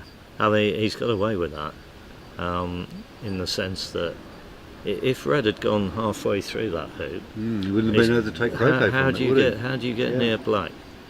Yeah, you don't, do you? Well, you don't get near it. You might might get somewhere where you could hit it. Well, he's set up a position now where if he makes hoop 5 and say gets a rush back up to this end of the lawn, he could send black to 1-back and rush peel. I was going to say, could you rush peel with could, the ball? I think he probably it's about could. what, 3 inches away from the hoop? So it seems from here, and straight. Yes, a knockout is 32 players, top 4 from the 8 blocks, and then there are other competitions, sort of consolation competitions, which are nice to win. No, and one of the World Championships in 2009 in Florida, Chris Farthing got 4 wins in the block. Right. That got him a playoff. Yes. And he ended up winning a bronze medal. Wow. Yeah. Fantastic. So I'm not saying that any blocks are in that situation this time.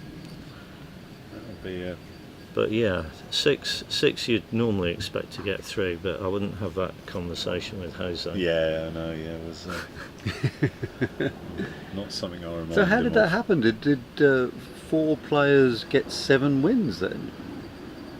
Yeah, I think so too. I'm Yeah, going to look because that that What year was that, Keith? There are a limited number of options, aren't there, Yeah. Gareth?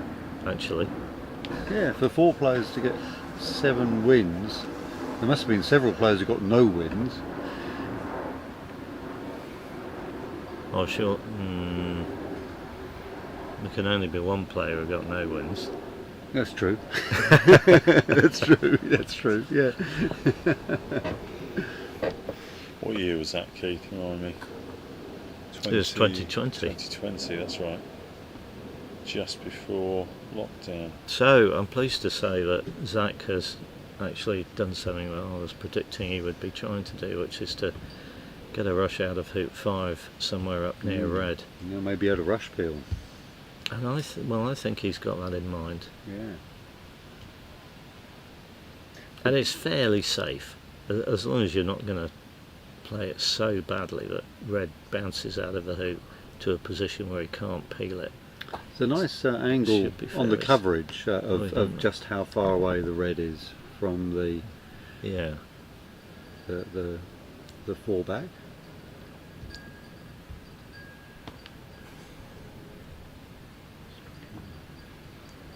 So here we go. We try and rush peel this. It's Yeah. quite angled. Yeah. Oh, beautiful well, shot. Well, What yeah. a great shot. Yeah, well, Oh, he actually took advantage of the Superb. fact that red stuck in the jaws, if you noticed. Red stuck in the jaws and then yellow came through Yeah. and pushed it through. Sticky in the jaws would have been all right, given where blue is. But now, of course, because it's come through, he can actually attempt to position red yeah. at Penultimate. peeling position Yeah. at penultimate. And if this Brilliant. works out, then he's actually back on schedule for a Yeah. standard TP. So, He's actually clubbed that. Bit steamy. He's absolutely Chunky. clubbed that. chunky. So while we watch Zach approach hoop 6, Gareth called it exactly right. There were 4 players with 7 wins back in Whew. that World Championship. And David Morgan, Duncan Reed, Harry Fisher and Peter Ross. Mm. Jose was top seed. And probably the loss against Alan Walsh did for him. Oh, okay. Lost to Harry and to Peter, but yeah, Peter Ross probably was a surprise qualifier there. He was 5th seed. But yeah, 4 on 7, 4 on 4 Jose on on 7. 6. Yeah. It does happen. So Zach's just considering his options here. And I think he will set up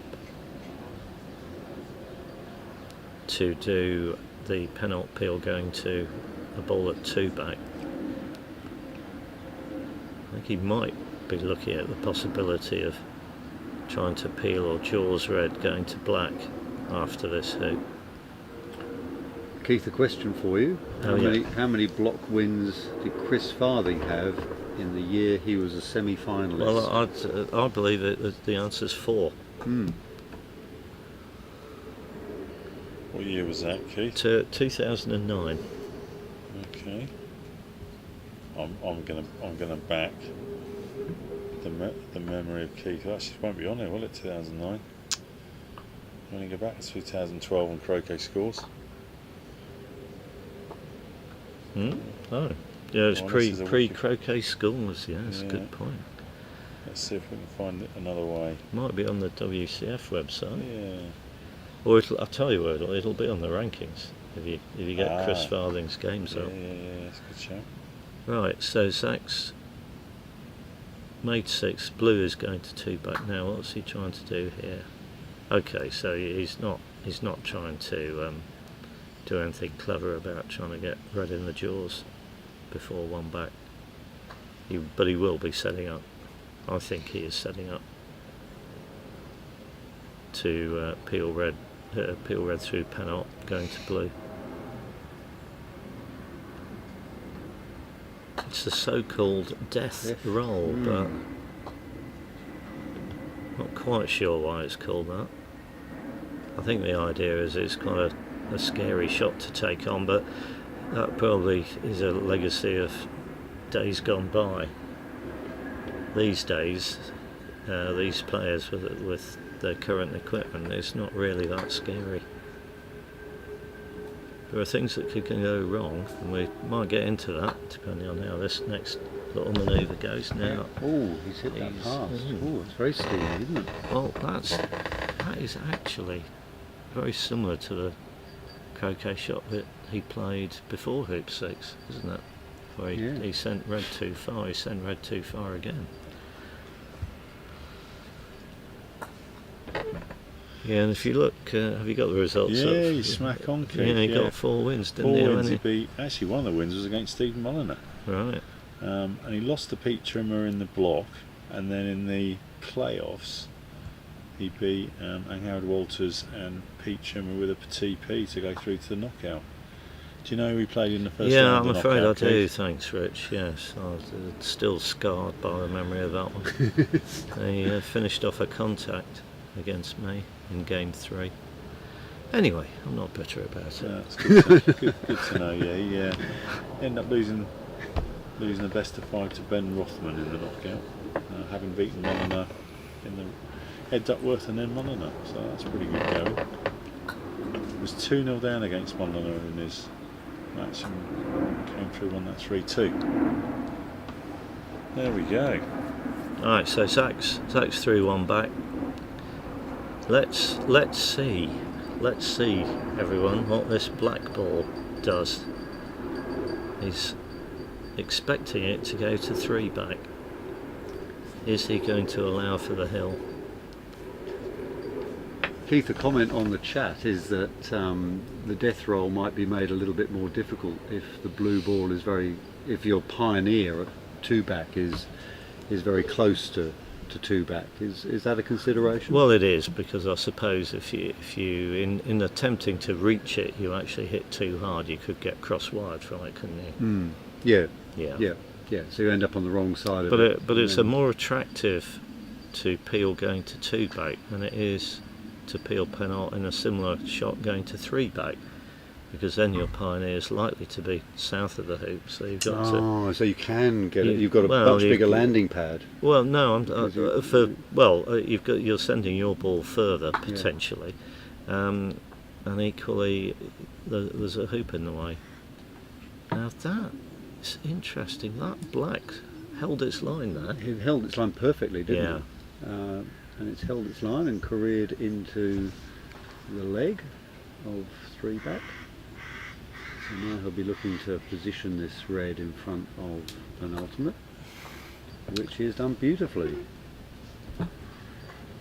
So Jack Wicks thinks blue's very close to 2, but I think he can be a couple of yards. He could afford to be a couple of yards north of blue and still be fine. So Jack Wicks, or Wixie as we call him, is another member of the Essex team that we play for. Another one of my croquet mentors. Yeah, he's doing a fantastic job as secretary of the club, isn't he? Yeah, he's doing a great job, yeah. Well, here comes the so-called death roll. The cap is being put on back to front for the death roll.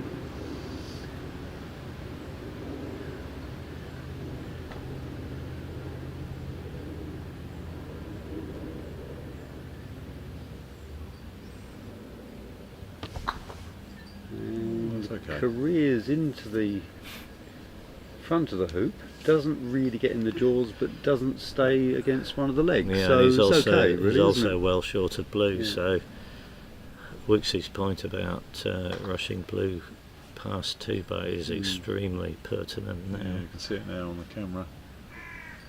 Need to be careful with this one, but not so careful that you catch a bit of hill. Well, and centre ball down, it's gone. No, it's not gone massively far.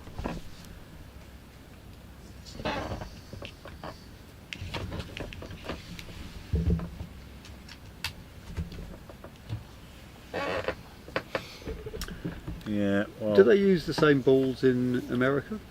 I mean, is there any Well, I think, considerations for the international players, using different balls in different countries? yeah, I think they do have Dawsons in America, but they also have Sunshinies.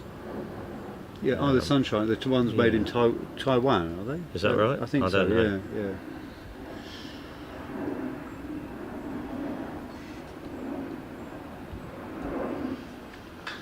Whenever I've played in America, I've done that a couple of times in World Championships. I don't remember there being an adjustment that you need to make for croquet stroke ratios, for example.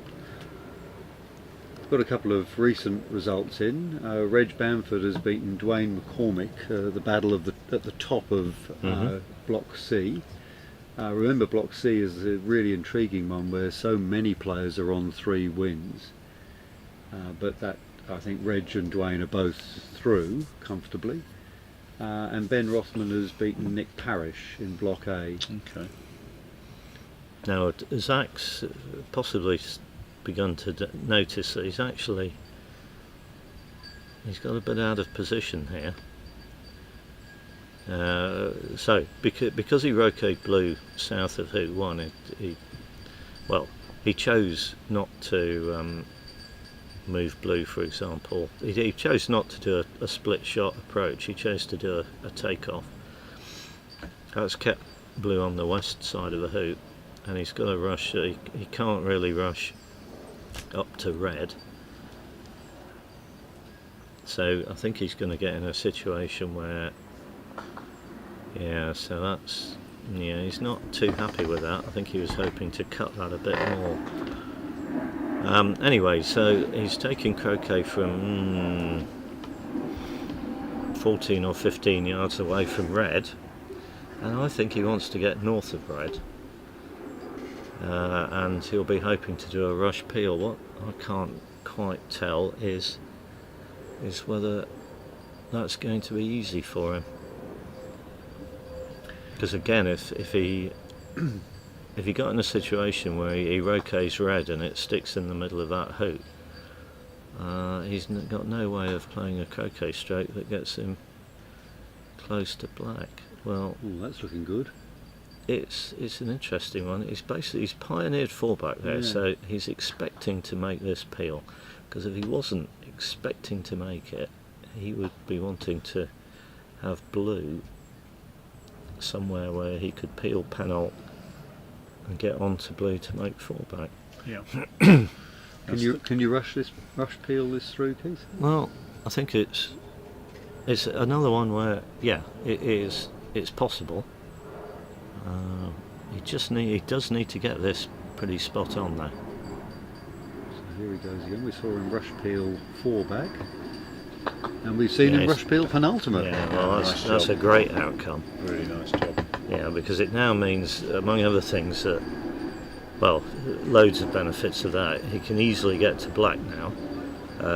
Blue is looking good at 4-back as a pioneer, and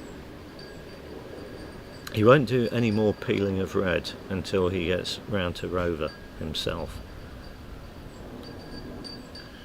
So it's another result in from Block D that Stephen Forster's beaten Gavin Carter 26-0. So it's probably a bit too late in the day for Stephen. I think so, on to yeah. 2 wins, but it makes Gavin a little bit vulnerable on 4 because Annabelle McDermott and Peter Philby can catch him with a win. So yeah, Gavin's got 2 more games left, I believe, against Sam Murray and Richard Smith.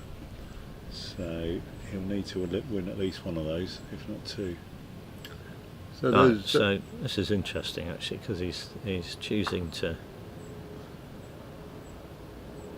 put red down to Rover now. Now, I'm not 100% sure that was necessary.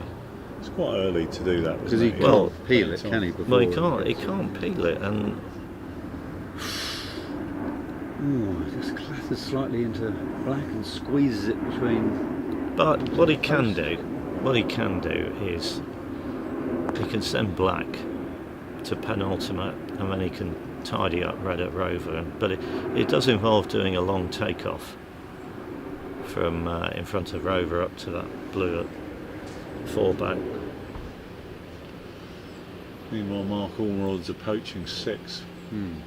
That game sprung into life again after getting a little bit bogged down.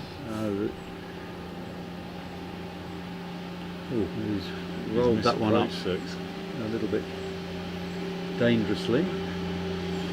Don't think he'll go for it. Well, Zach's now got to wait while Mark gets out of the way at hoop 6. So again, as Keith said earlier on, we find these shots, these angled hoops, you need to be smooth as opposed to full-centered. Yeah, and I think we'll find Mark's a bit of a jabber. Oh, beautifully nicely through. done. Yeah, Very nicely nice. done. Yeah, that was Very good. nice. He actually uses, it was a similar sort of technique to the one that Zach uses for his takeoffs. Right.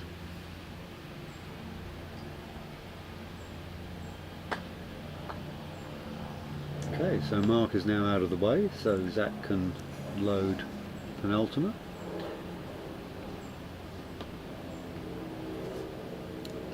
But these are big shots, aren't they? I mean, Black's travelling best part of 20 yards. Yellow's got to travel about 9 or 10 yards. And then when he does the takeoff, that's like another 20 yards. So how's he managed that one? Well, he's certainly okay. He's got Black Yeah. up to Penal and he's gone west of Red. So yeah, that's Pretty good, that one. That was Yeah. pretty good. Yeah. Yeah, Happy with that. yeah. A little tickle on Red now. Yeah, the really strong advantage of getting that Penal peel when he did is that he really ought to be able to set up Red for its last peel very accurately at Rover, so he will definitely then be doing an Irish peel, a simple Irish peel. That's sending both balls through the hoop in one stroke. So after he makes hoop 4 back, Keith, from where Yellow is now, I mean that's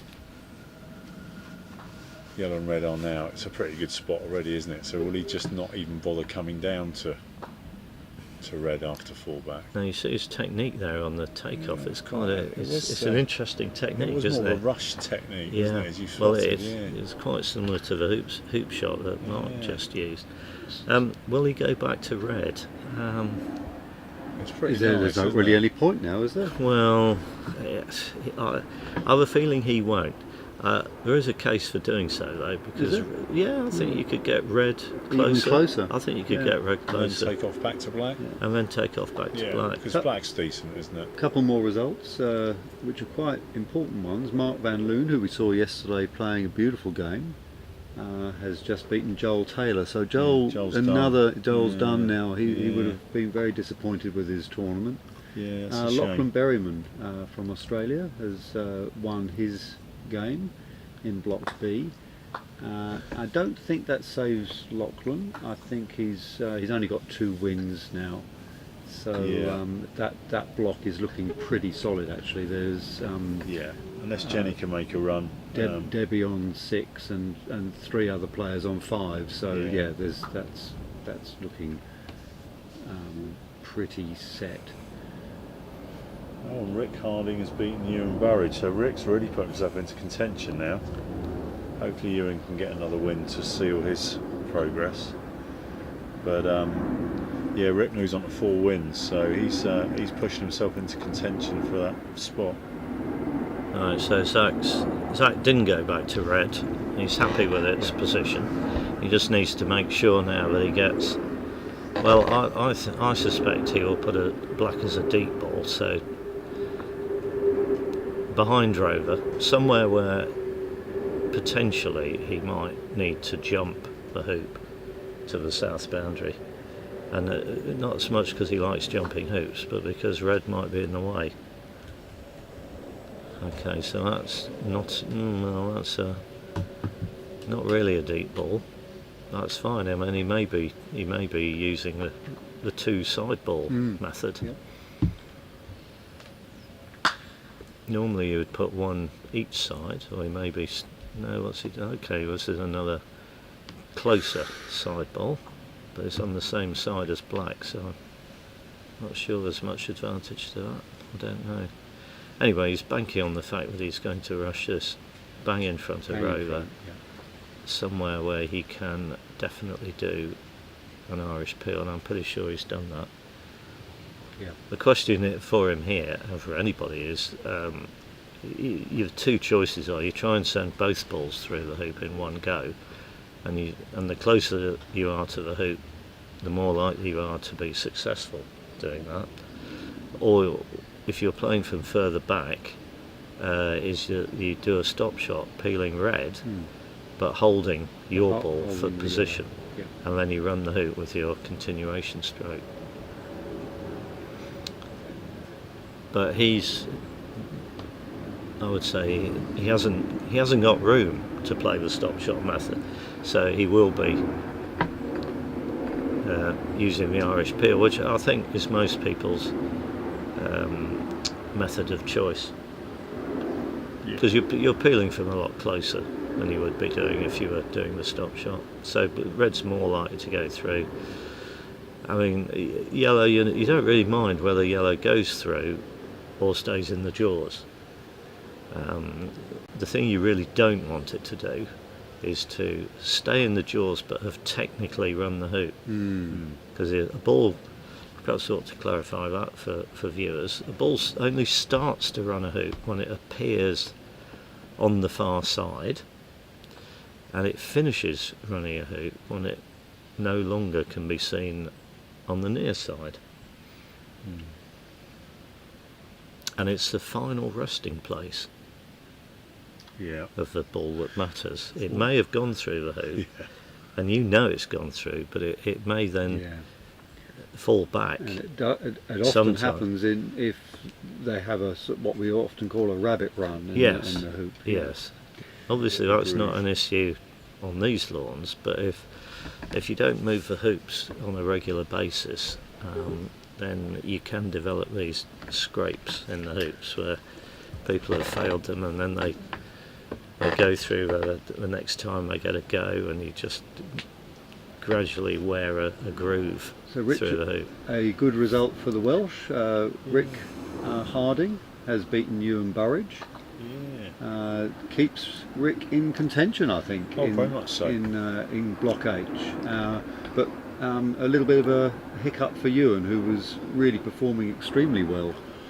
Yeah, Rick Harding's a good player. He's come back after a long break and is really starting to hit the heights. And Rick went to school with Chris Clark. That's right. Now, interestingly for Rick, he's got what would, on paper, look a very challenging game against Logan McCorkingdale. But Logan's had an indifferent tournament to this point, and has only won 2 games, despite being the number one. Right. Just interrupt you to say Zach completed his peg out. Well done, Zach. And Mark's come on the lawn to shake hands. That's very polite, good etiquette. Didn't take his cap off, but Zach did. Yeah, that group, that Block H is interesting, isn't it? I think we'd probably expect Ewan to beat Joachim Norbat, which put him on 6 wins, which I think would be enough. Jose Reva we think will go through, Mark Van Loon we think will go through, and then we've got Jeff Sue, Rick Harding and Dave Kibble fighting out for that 4th place. Right. And I can't expect. Well, it could be Rick Harding against Dave Kibble, which is one of the games today. Could be one of the big ones because Jeff's played them both. Jeff's got Mark Van Loon, Joel Taylor, and Sharif today. So yeah, it's that's a tight group, that one.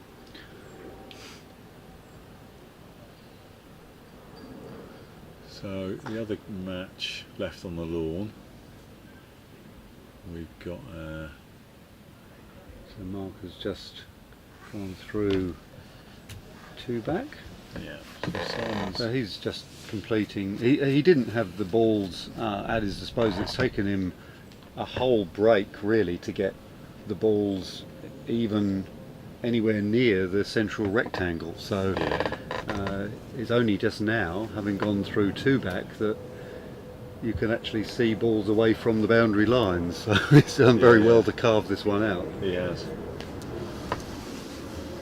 It might be a good opportunity for us to have a look at the state of play in the blocks.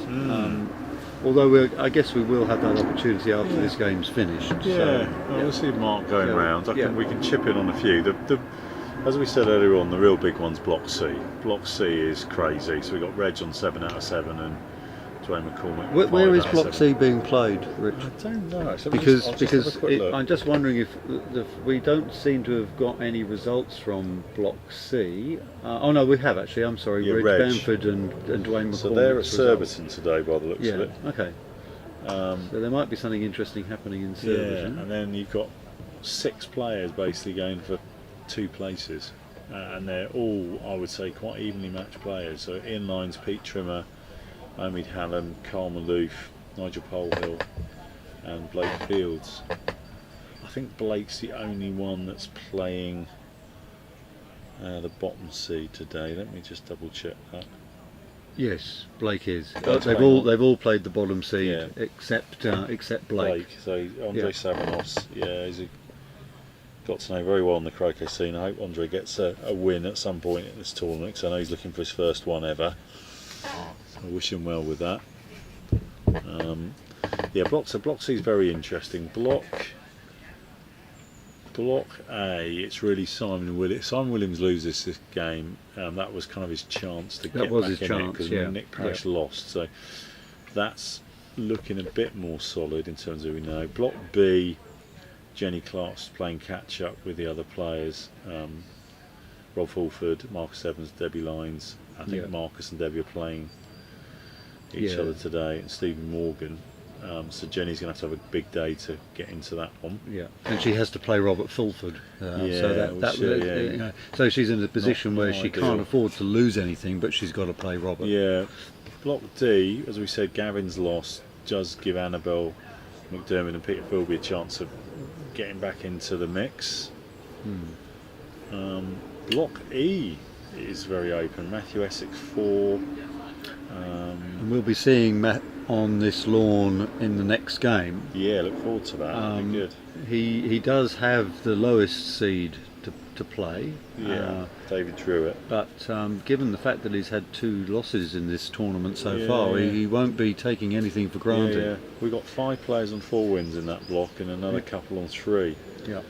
So that's very open. And the really great thing there, we've mentioned this before, that little tournament within a tournament. Yes. Very, very much the 4 players that are in that little round robin are all on 4 wins. So the big shock in that one potentially is Christian Carter. So Christian Carter's going to need 3 wins today, and then hope things fall his way.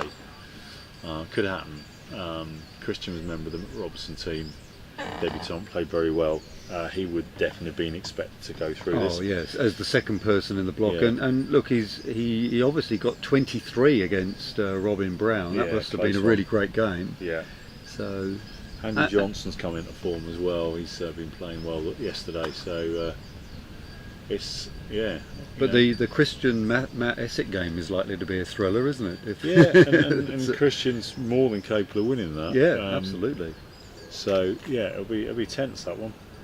Block F, really it's a question of Duncan Reeve or Gabrielle Higgins trying to catch probably Tim Wilkins. Yes, because Aston, Harry and Stephen look pretty solid there. Yeah, one more win for Aston I think will be enough. I think Harry and Stephen are already through. Block G? Yeah, we can go to Block G. Thank you very much. God, we've got an absolute whizzy tech team here. We're well synchronised here now, aren't we? James D, David Moore and Dominic Nunn's all looking strong. I would expect that. Stuart Lawrence played a very good game against David Moore. Didn't he? He had a great game.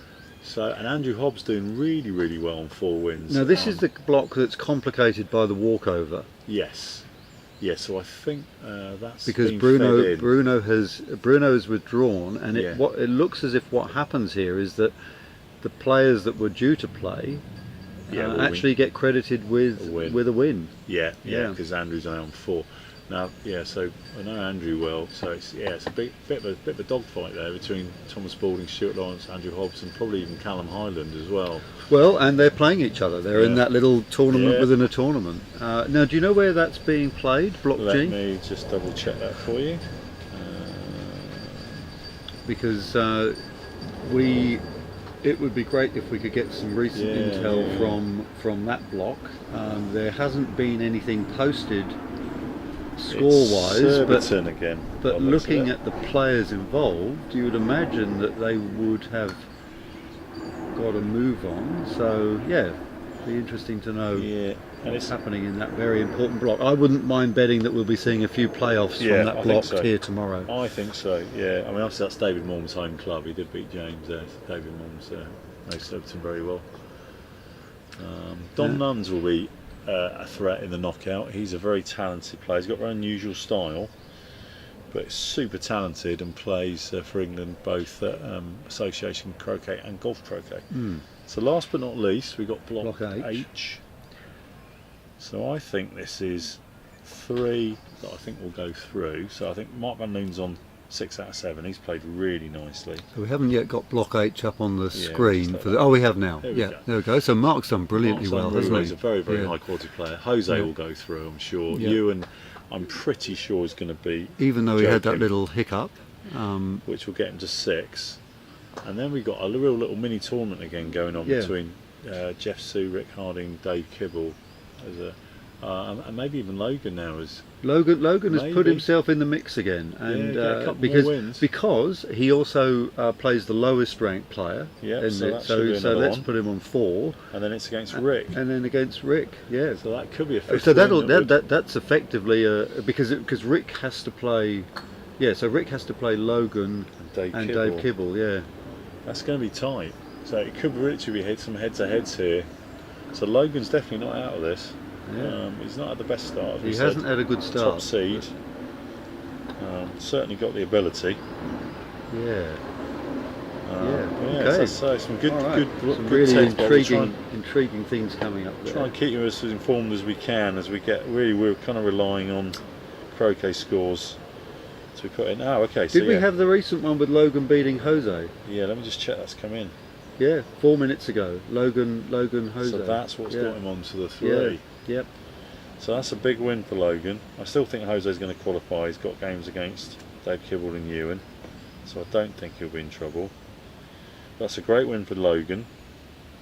Puts him back in it. Andy Myers has beaten Stephen Wright. I don't think that's going to matter. Although if Andy won his last 2, he could get to 5. And he's going to need 5 because Stephen Morgan's already on 5. So even 5 might not be enough there. No, because Stephen Morgan's still got three games to come. So Andy Myers, another England international, very good player. Played in the home internationals recently for England. Stephen Wright, Scottish international. Again, had a break from the game. Came back a few years ago. Was playing well. Not the best tournament for him, but Stephen's a very good. I've played him a few times. Just the 1 win this time round, but a dangerous opponent. So they're all flooding in, and we're trying to keep you. So as expected, Blake Fields has beaten Andre Savanos. We did expect that. So that moves Blake onto 4 in block C. I'm just going to update. We've got this little iPad going. Hopefully it won't run out of battery. I'm just going to update that was expected. I thought we kind of just assumed that was going to be a win for Blake, but that does move him into a stronger position. His last 2 games are against Dwayne McCormick, who's been playing well. Tough game that will be, and Nigel Polhill. Again, Nigel's an interesting one. Nigel's a very good friend of mine, so I tend to play quite well against him. So I think we've pretty much split our wins and losses, but Nigel's capable of beating anyone. He's definitely capable of doing TPs. He's done a lot of TPs, particularly compared to his grade. He's very good at them. Learned them off Cliff Jones, Alison Morm's dad. So, gosh, he really could go. I think I'm going to need to find a way to get some juice back in some of my tech, because I think I'm going to need it, to be honest. The USB on the laptop didn't quite do it. So didn't it? I'm going to try and plug it into the. We've got a power supply below us, so I'm going to Gonna give that a go. Dive underneath the desk. So Jim Nichols has asked if we have any intel from Surbiton about the lawns at Surbiton, about how they play, what sort of condition they're in. I'll give you my own. I don't know currently whether I can give you my own. I've played at Surbiton quite a few times, so they're very flat lawns. Got a few little contours like we have here, but very flat lawns. There'll be a decent pace lawn. They're quite quick, most of them. Some of the lawns further away from the clubhouse, you've got a few more contours in them, but yeah, very fair lawns. Definitely triple appeal opportunities. In fact, I'm pretty sure I've done a triple appeal at Surbiton at some point, so just tells you that they are good lawns, because I don't do many. So we've got another game starting on this lawn, Rich, and that's the game between Matt Essick and David Druitt. Yeah, so looking forward to this one. So Matt has, rather surprisingly, lost a couple of games. Yeah, lost to Dennis Bullock and to Ed Duckworth. David's yet to get a win, so he's got a few where he's got 9 points, 11 points, 12 points, so he'll be looking to get into the game, and which obviously Matthew will be a strong favourite, but you never know. You never know. In the secondaries game here, Mark has completed his second break. He's now up to the peg with his green ball, and now just deciding what sort of leave he's going to do. And I think we're just getting the scores up for the Matt David game. Yeah. Okay. We do know that we've got some webcams at Surbiton, which we can tap into. So Stephen and his team can actually pan over to Surbiton to get some live action. They're fixed cameras, but they might give us some interesting intel. So Debbie Lyons has lost her first game. Okay. Although, to be fair, it's probably wouldn't count it as a shock, because they're two very evenly matched players. Marcus Evans has beaten Debbie 26 TP to 0.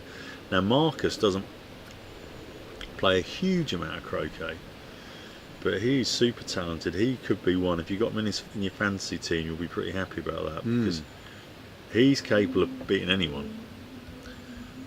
So watch out for Marcus. It looks like both him and Debbie are on 6 wins out of 7. They're both comfortable. But yeah, Marcus could be one to watch in the knockout. Nigel Polehill was beaten Alison Morn, 26 TP to 2, so that moves Nigel on to 4 wins in Group Block C. So he's still in it. He's still in it, and Alison has had, despite qualifying in great style from Southwick, she's had an indifferent tournament, but I bet she's loved being here and being part of the action. Yeah, Alison's one of those people that really enjoys her croquet, and she's a very, very good shot. She's, as Chris said on commentary, she's an improving player, so she'll come again for sure. But I'm glad to see she did get a win the other day, so that's good. Alison's husband obviously is Dave Morn.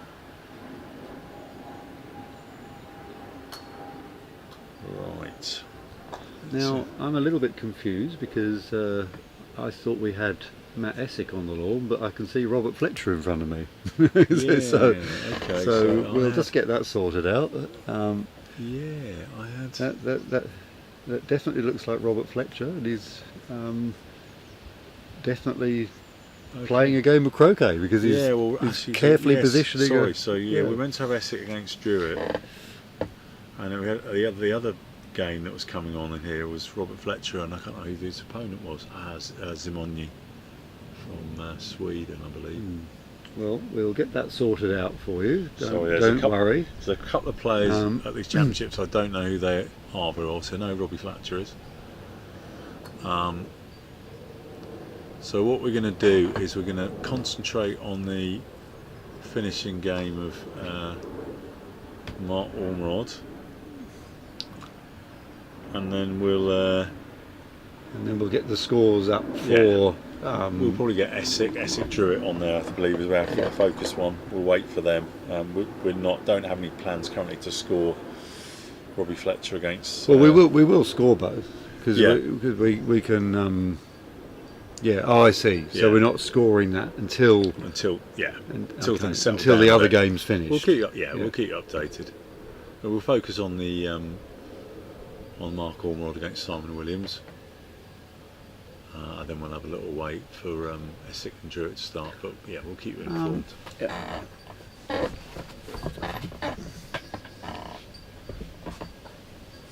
So Simon's got a lift. Simon Williams has a lift from Ireland. He's trundling his pink down to Abork, and he's going to have a shot at Mark's green and brown on east boundary. So obviously Mark's got one ball to peg. Brown is at 4 back, so he probably would finish if Simon misses this one.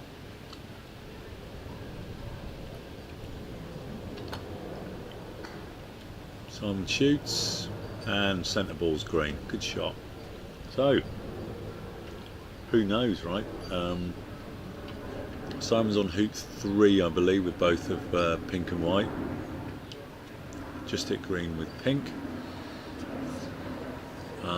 It's not a bad place to start from, really, because he can knock green down to 4, get a rush on brown either to white or to hoop 3. Should then have a break, and then he's got decisions to make. Does he go all the way around, give contact to Mark and peg out one of his balls, and then Mark will be 4 back and box? I suspect, given that Simon Williams has only got both clips on hoop 3, that he might well just go around to 4 back. Oh, okay. So we're going to get the score up for the primaries as well, so that people aren't a bit confused by So this is Robert. The primaries is Robert Fletcher, who obviously is world number 1. He's already in a break and coming through 2. He crashes through 2 off north boundary.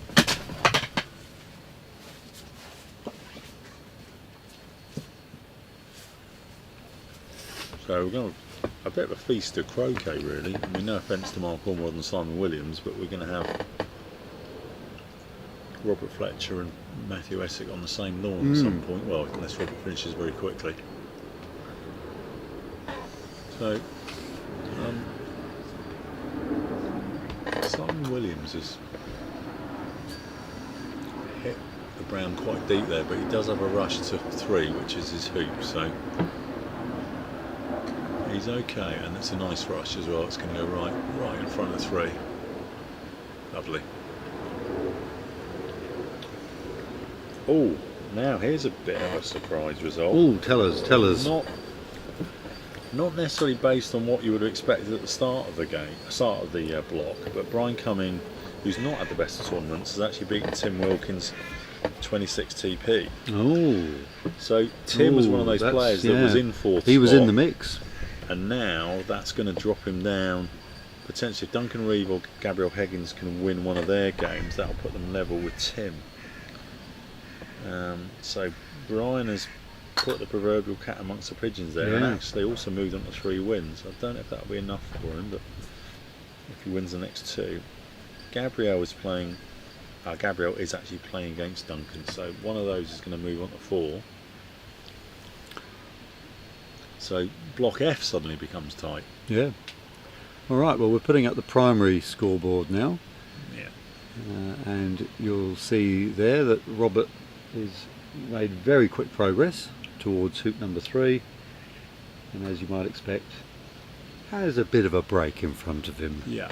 So Robert Fletcher's playing primaries. Going to hoop 3. Simon Williams secondaries.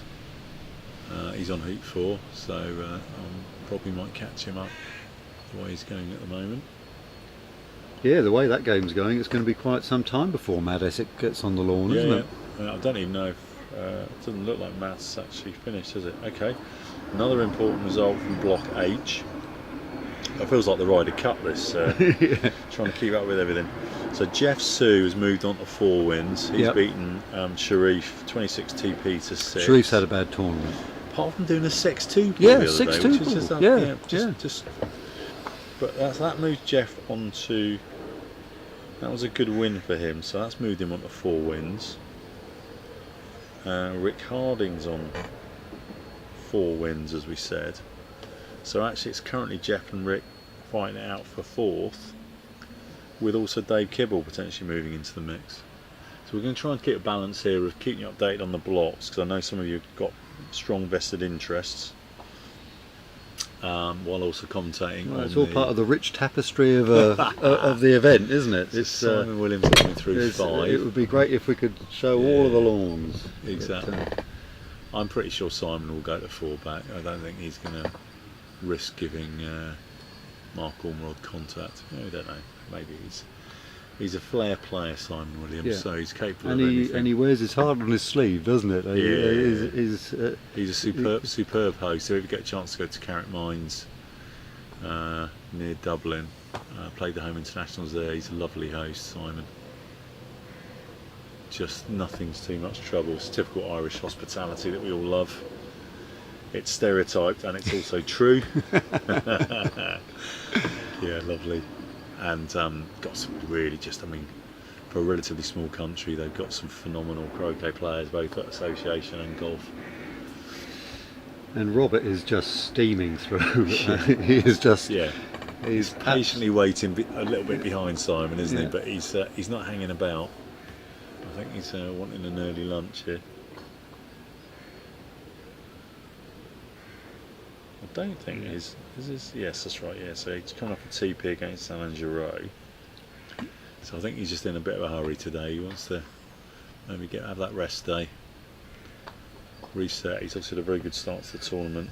Hasn't lost a game. Had a tight game against Ben Rothman that we saw on coverage. And as you said, I think yesterday, Gareth, every single win has been peeling turn. Two TPOs in there, but the rest are TPs. So very, very consistent. That's a sign that. Oh, Robert's jammed. He's jammed and he's asking for the referee. I'm wondering whether that's because he suspects that there may be something awry with the setting of the hoop, which would be surprising at this stage, given the number of people that have been through that. Yeah, things shift around, but equally, someone of his calibre, you think that's unusual that him sticking 5. So the referee's having a look. Comes out. It's going to try. It is the black ball. Yeah. And so yes. Yeah. Do you want to talk about the potential differences? That was my cue for you to talk it's a real, about it's a real the thing. expansion. It's a real thing. Yeah. I mean, black colour absorbs more heat. So there is feeling that black does expand more, and you may be thinking, but croquet balls are basically heavy lumps of some sort of resin formula that plastic, we're not. Secret recipe. It is a secret recipe because they have to be retain their shape and take a bit of a battering, to be honest. But they do change shape. So it is possible that black's expanded, and it was a fairly sunny day. What I thought was interesting there was that if that was me and I'd blobbed in the hoop like that, I'd just assume that was a rubbish shot. But Robbie blobs in, and within a microsecond, his mallet is in the air. He knows something, and he could probably tell from the way that the gnarling was turning on the ball that that's jammed. Yeah. So this is very interesting. Now, Jim Nichols reckons Robbie will be doing a sextuple. He thinks he's going to be. If there's a time to do it, which is you basically through in the block. He's playing pretty quick. You think, well, why not? Why not see where I am at? We saw James Death do an excellent sextuple yesterday. Really, really good. Got the PLs in early. Unfortunately, only filmed some of it because we were actually on the other game. James didn't mind those. Yeah, well, he's done a few. He knew it was a decent one. It was a very, very stylish one. So I think you're right, Gareth. I think that Robbie will use this as a chance. Get a good view of those very long carrots here. Yeah. So for Australian viewers, who I don't know, we're used to these ultras. You got a real sense there. We'll see it again here. Look, so they're much longer. Than the carrots that we're used to, but they are carrot-shaped carrots rather than parsnip-shaped carrots. Yes, exactly. So yeah, they're kind of like, they definitely seem a bit longer, the Yeah. carrots, than the usual hoops we have in the UK. But yeah, we use all sorts now. We've for years and years the Atkins hoops, white hoops, carrots. Yeah, probably a little bit shorter than that, but similar shape. Really can't get the adjustment of this Yeah, right. It's not having it. You can have stones here. What are you trying to do here? 'Cause I got quite good at hoop adjustment, and I was looking after lawns at Colchester, and what you're looking to do is just to shave one side of the hole, depending whether you want it to go wider or tighter. You'll basically subtly remove soil to widen or narrow the hoop. In this case, widen the hoop. He's pushing that soil in deliberately now, and then you just got to very, very gently tap it in and just keep rechecking. It's a bit of a process because it's not like club hoops where you can have a fairly chunky gap. In here we're looking at very fine margins, so it does take a little bit of work to get that hoop where you want. Play stopped in both games now because it's a very critical hoop for both, and it's really amazing how many times the referee is having to take the hoop out, put it back in again. It's incredible. It really is. So you can shift the hoop slightly sideways as well as making it tighter or wider. Fundamentally, if you take soil out from the inside of the hole, move it to the outside, you're going to push the hoop in, so it's going to be tighter, and vice versa. But equally, you can still can't get it. There might be some stones involved here as well. That's the other thing. I mean, obviously, it's going to be a very high quality soil that Hurlingham have used, but you do get little stones and things that can divert the.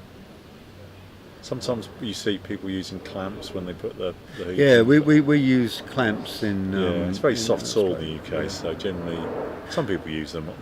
I generally just do it by eye. Well, after all of this, Robbie better get that ball through the hoop, eh? Yeah. But as you called it right, he straight away knew something was off. Yeah. And it is unusual. I think it'd be interesting to check the other balls against that hoop 5. A lot of them would just run.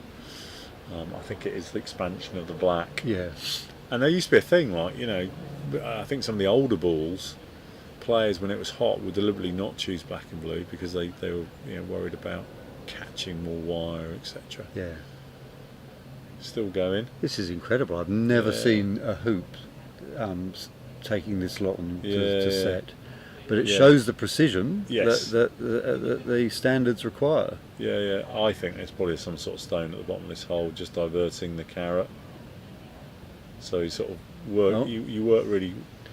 The screwdriver's relatively short, so he's moving soil this around. This is interesting. Robbie's actually going out to have a look. Yeah. Is that usual? Does the referee normally consult with the player to sort of? I think it's something. Maybe the referee has said, do you want to just come and have a look to make sure you're happy with the clearance? That's just a nice. Doesn't have to. Yeah. For sure. I think it's just a nice way of saying, look. Robert's getting involved, turning the. He's spinning it. Spinning so that's it smart. to check on each axis. Yeah. Yeah, because you might find because balls are not perfectly round.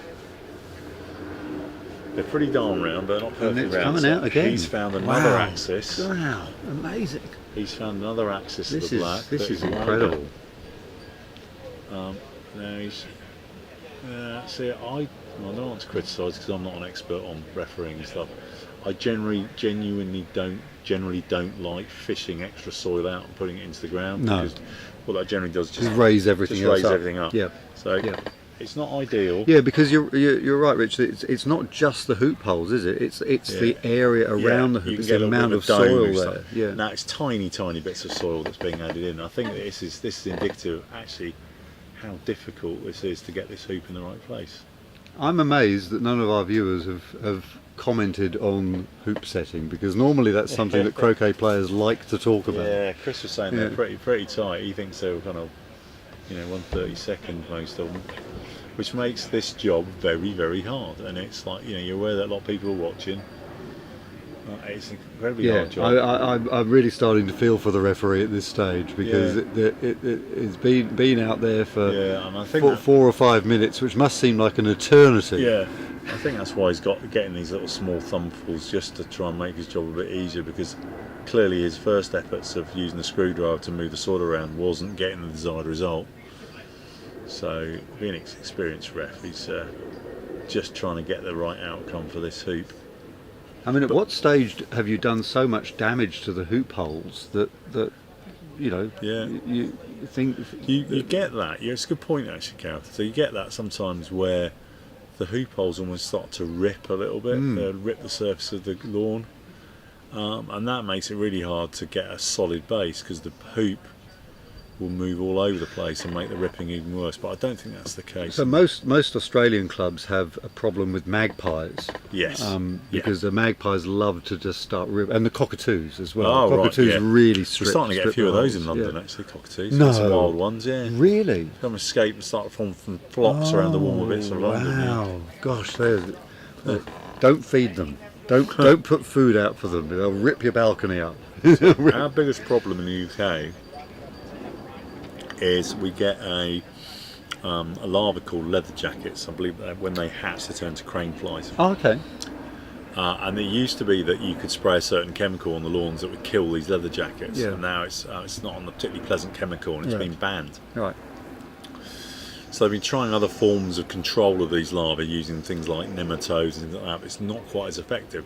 So we had a problem at Colchester where, and not many other clubs, where you'd have birds coming down and pecking at the soil, at the lawn to get through to these leather jackets, creating all these little mini holes everywhere. Yeah. It's a real pain. And it's exactly what the magpies do. Yeah, and then you get this mass. You get these mass hatching events. So you'll get literally dozens, and it sounds a bit horrible, but that's the point where we try and kill the flies, because what they do is then mate and then relay the eggs. Yes. So if you can catch them, then Yeah. you can control the process. But yeah, having spent a couple of seasons at Colchester where I was more heavily involved with the quality of the lawns, with the other rest of the volunteer team. So given the amount of trouble that the referees had in adjusting this, and going back to your point about the other balls, is it possible that, and one of our viewers has mentioned this, that the ball itself is the thing that's at fault? Oh, yeah, I hadn't thought that. I don't think I've ever seen a ball be swapped out before, but yeah, I mean, I think they would have spotted it, but that could be a problem, right? If the ball got massively out of shape for whatever reason, it does happen. Then you probably would have to have a case of measuring the ball, and if it's outside of the limits, they'd replace it. They got a couple of big results come through while we've been talking. Okay. So Andrew Johnson is I did say he was hitting form, Block E. Yep. He's beaten Robin Brown. Robin Brown had a very strong start. Yeah, Robin had a brilliant start. Yeah. So Robin's remains on 4 wins. Andrew moves on to 5. So Andrew's looking good for qualifying. Yep. In Block F, which we said was also tight, Gabrielle Higgins has beaten Duncan Reeve 26-23. Now that's put Duncan out effectively. I think Duncan's right, teetering on the edge, if not out. To be honest, because he's only got 3 wins and he's only got 1 game left to play. Yeah, so it's going to be. Okay, so Robbie's back in action. He's obviously happy to play with that black ball. Yeah. He's now up to 5. So we'll see how that little interruption has affected him. He's put the blue ball to the west of hoop 1. Yeah. Does that signal anything about leaves? Or is it... Let's just see what he does. Oh, okay, I'll see what he does here. Although he's put the red up at he's put the red up at 1 back. 1 back, yeah. Yeah, maybe he's just going to keep going round. I did wonder whether he would do a 1 back leave.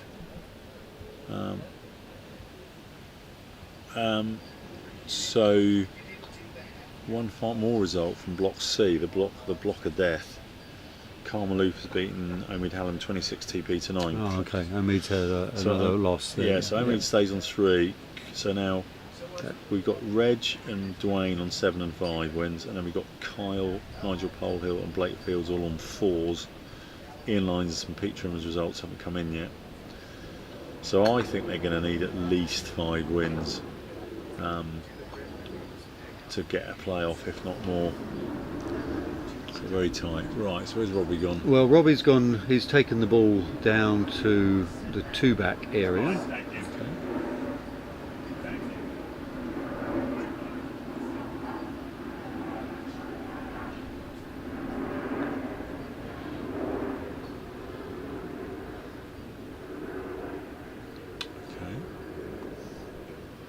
Played yellow into 2-back.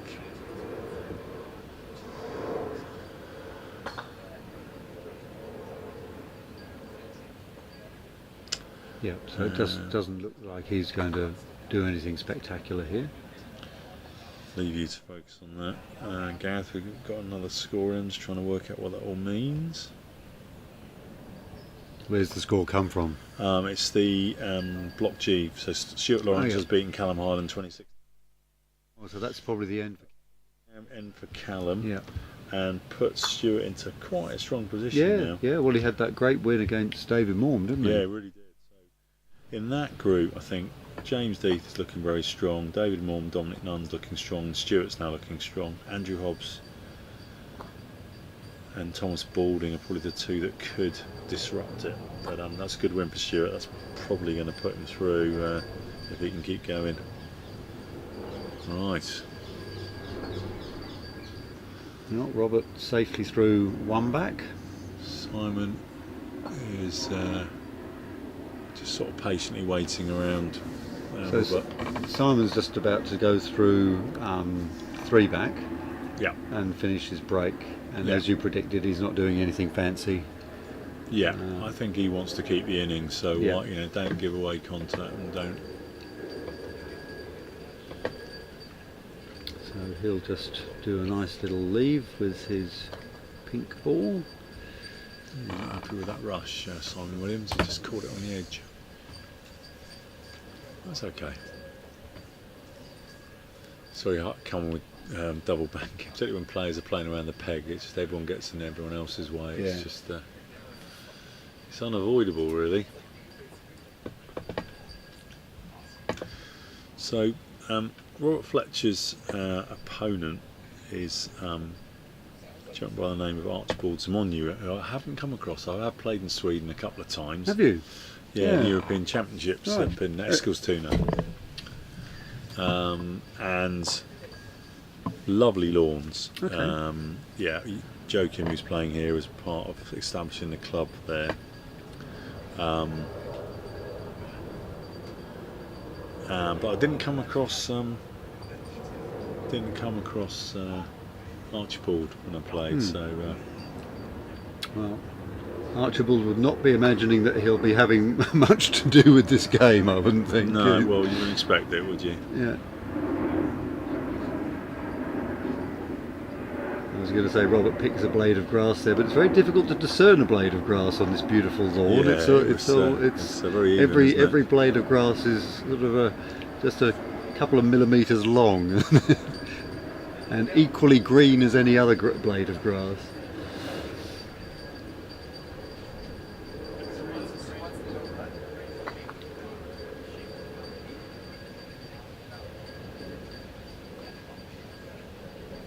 Yep, so Simon just finishing a diagonal spread, Robert smoothing through 2-back, and everything very easy to interpret on this lawn at the moment. So the really intrigue, of course, is coming from around the grounds. Yeah. And we. See if we got any others come through. Let's see. Not that I can see new ones anyway. So nothing new. Was that just that disappointment there for Callum Hyland? I'm sure he's enjoyed himself here in England. Yeah. Playing. It's a great shame we haven't managed to see him on the coverage because he's such a flamboyant, enterprising player. I've not seen Cullen play before, so it's a shame I've not seen him. And he has a really heavy mallet. Oh, cool, yes, a proper. It's like the club of Thor or something. Smashing it around. it's I think and he plays with such dispatch. It's good. Runs up to the ball, plays. It's almost speed croquet. It's absolutely brilliant to watch. I think, given the amount of tech I'm going to be using this afternoon, I'm going to quickly run to my car, Gareth, and grab another lead. So I shall leave you, the viewers, in your very capable hands. Well, that's all right. There's Mark picking up the green to play a lift shot.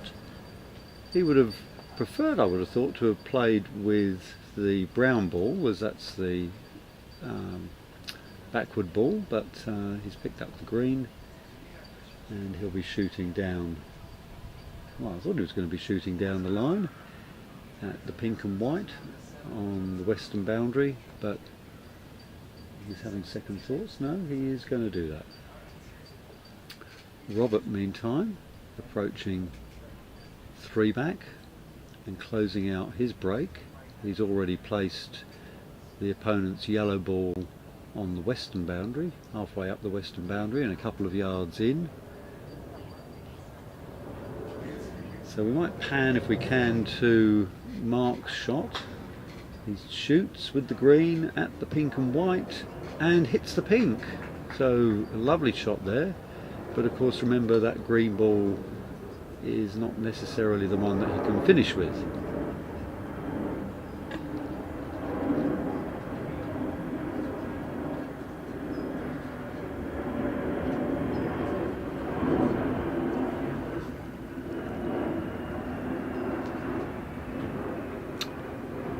So we'll stick with Robert finishing his leave. He's basically played an NSL, putting the red ball by hoop 4. It's quite a way away from hoop 4, so very, very rushable, and in the perfect position because obviously his opponent Archibald can't see it from the end of A balk. But Archibald now comes onto the lawn, surveys the scene, deciding which ball he'll pick up for this lift shot.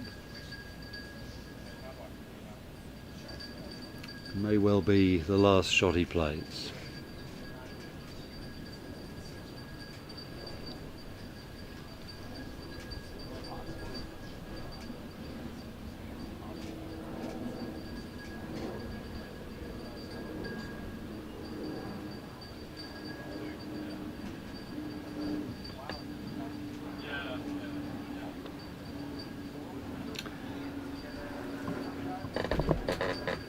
Sam Murray has kept himself in contention by beating Richard M. Smith in Block D.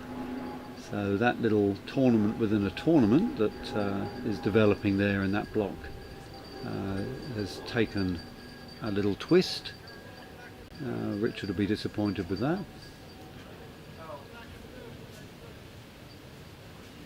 And Keith has popped back into the commentary booth. Keith, we've just watched another masterclass from Robert Fletcher. A very controlled and beautifully paced 9 with a no fuss perfect leave at the end. And who's Robert playing? Archibald Zamoni from Sweden, and Right. Archibald is decided to pick up the yellow ball, which was the ball on the western boundary as part of the NSL.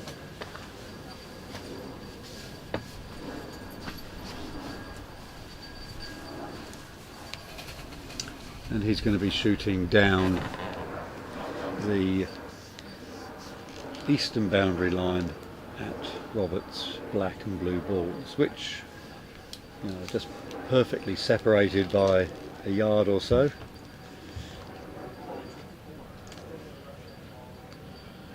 In the other game, Simon finished a nice break with his pink ball, but then when Mark came in to take his lift shot, he actually picked up his peg ball, which surprised me. Oh, okay. Yeah.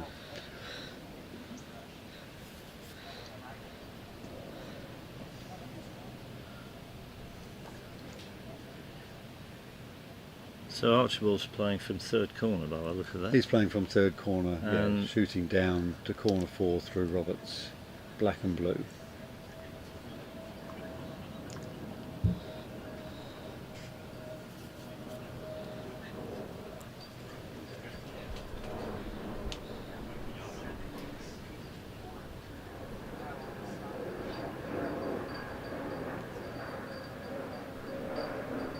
Composes himself, looks up,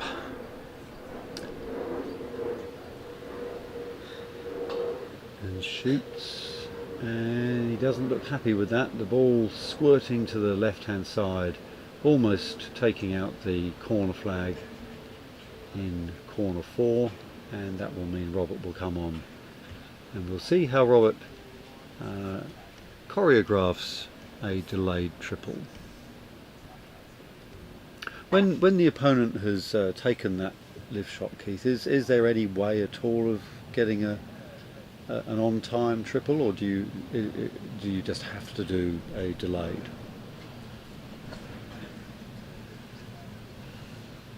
Having missed this last shot, or Yeah. So with the opponent ball in corner 4, could Robert accelerate things and turn this turn into an on-time triple? Or well, he certainly can, because Reds can be rushed to hoop 1.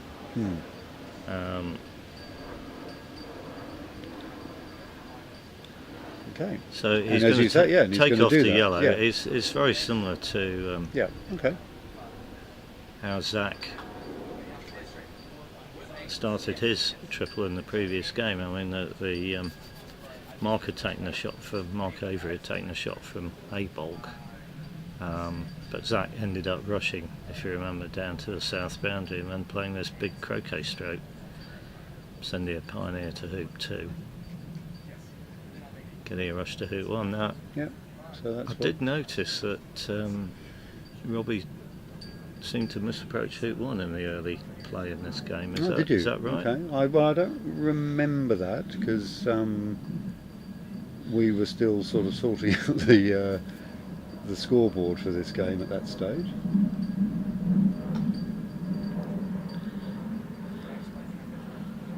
So let's see if he gets the perfect drive shot.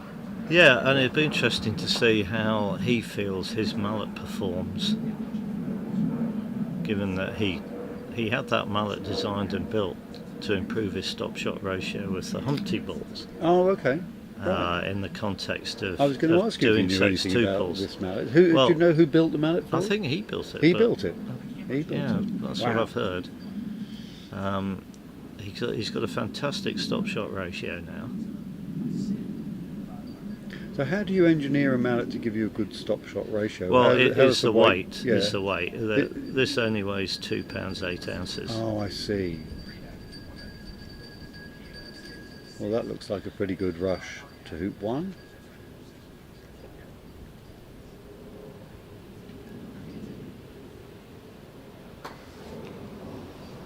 Yeah, and Robert's technique is very, very good.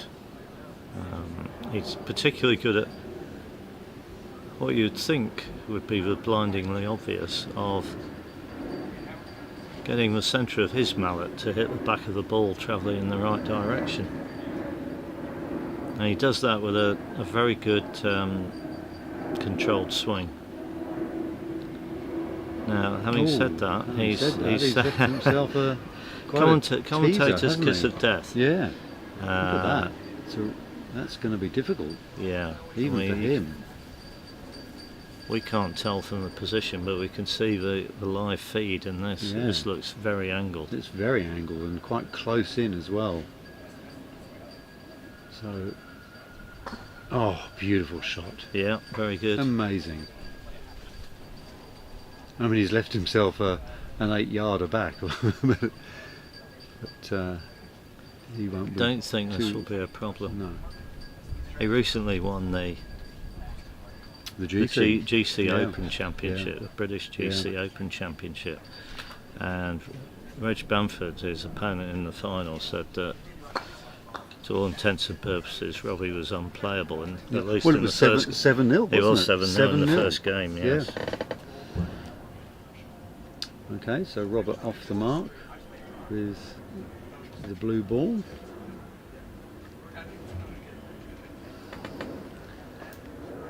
Meanwhile, in the other game, Mark, having hit in with his green ball, which of course is the peg ball, then set up a leave, and he'll be hoping now to be able to make something of Simon missing his attempt. And a little bit of discussion on the lawn there about the position of the black ball. Robert was quite assertive in saying, "Don't touch the black ball, I'm going for it." Yeah, fair He's enough. clearly playing with some purpose. And look at that. Look at that. Yeah, that's, The red ball yeah. smoothing up to hoop 3, and then this wonderful rush towards the west. Amazing stuff. Yeah. Okay, so now Mark can play his takeoff down to corner 4.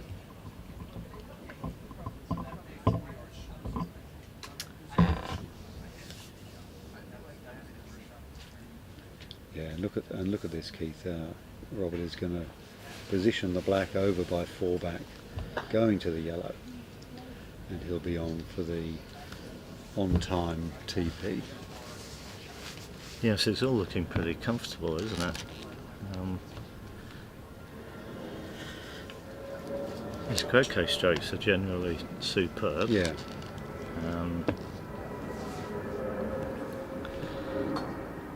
Now look at that. You see, that's a very good stop-shot ratio. and And particularly he's probably sent black 2 to 3 yards further than he thought he was going to. Yeah. And it's possible he may still be adjusting to these balls compared to the Humpties. I don't know. So don't you gentlemen been able to cover any of the scores since I've been in my... Well, a couple of Like scores it's have a- come in, but I thought we'd wait until you were here to do the reveal. So Sam Murray's beaten Rich Smith 26-7, so that has thrown the cat amongst the pigeons in that tight block D. Brings Sam back into contention on 3 wins. We've got Mark and Zach clear on 6, Gavin and Richard Smith on 4, Sam and Annabelle on 3, and Peter Philby on 3. And Peter and Annabelle's matches haven't come in yet, so that's even things up a bit. David Kibble, as expected, has beaten Joachim Norbeck 26 TP. Joachim did get 16, so well done. Yeah. That brings Dave into the mix again in that group. Now, okay, I'm just going to interrupt you, Rich, Yeah, because please do. this is interesting. I'm slightly surprised here. That he's going to be loading hoop 4. No, I take it back. I'm not surprised. I'm not surprised.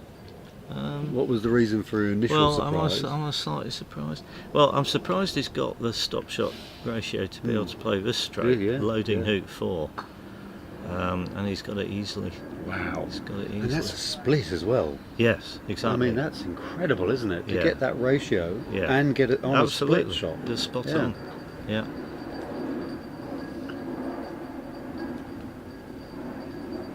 So now that he's got yellow, I mean, he didn't get it all the way to hoop 4, did he? far But enough. He's got red.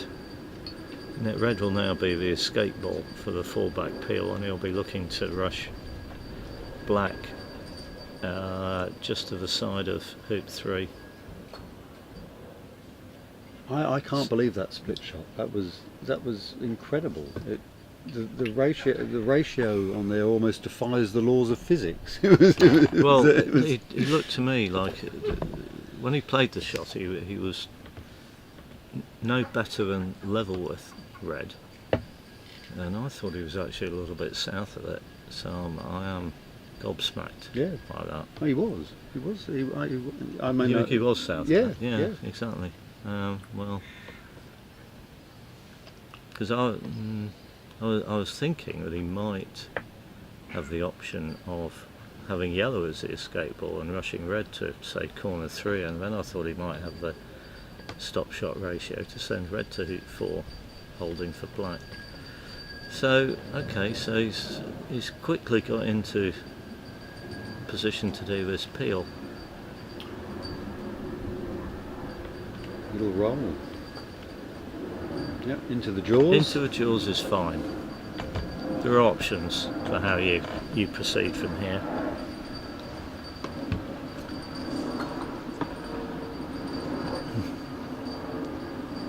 Now, some viewers may not be aware that there was a bit of a fad a few years ago for trying to do the fastest triple peel, and I know Robbie put in a very good time, around about 5 minutes, maybe just a smidge under. I thought they were all a little bit less than that. Oh, well, less than that now, They were starting from a very favourable. Yes, start this position. isn't timing a triple peel in a game. This is putting the balls down in a favourable position, and then as soon as you hit your first stroke, the stopwatch starts, and then it stops again if you manage to get to the peg out. But yeah, 5 minutes or even less is incredibly quick. And I've just reminded of that because Robbie does seem to be playing quite quickly here. His cadence has really notched up. Yeah, now I don't know him well enough to tell the listeners why that might be. Well, it's 12:30 here. Well, 12:20. So he's got a lunch date. Is that what you're thinking? I don't know. I don't know whether time affects anything there. But he's demonstrably faster than usual. And he's quite often known for being a very careful player. Actually, he never actually seems to rush anything. He makes sure that he's ready before he plays. And that's not my way of saying that he's a slow player. That's just me saying that he doesn't like to play any strokes that he's not fully prepared for, which is a good trait. So he's clearly come back towards black after hoop 4. You don't have to do that. One of the advantages is you do get the peel done. I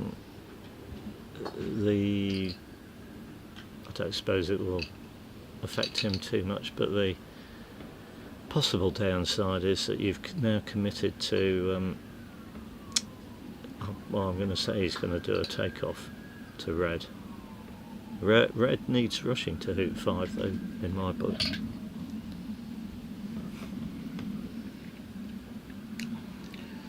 Other scores in, Steve Morgan's beaten Doug Grimsley 26-10, so Stephen's looking very strong to qualify. Dave Kibble beat Joachim Norback, so 26 TP 16, so I think that group remains very, very tight. And then Robert Wilkinson's beating Tom Coles 26-7, so Robert Wilkinson's in a mix in group block E as well. So Robbie's taken off to red, but I mean I'm looking at that going, that's horrendously short. I don't suppose it will phase him, but you know, you've got to, this needs hitting straight, and you've got to control the pace, and you also really want a good contact on red.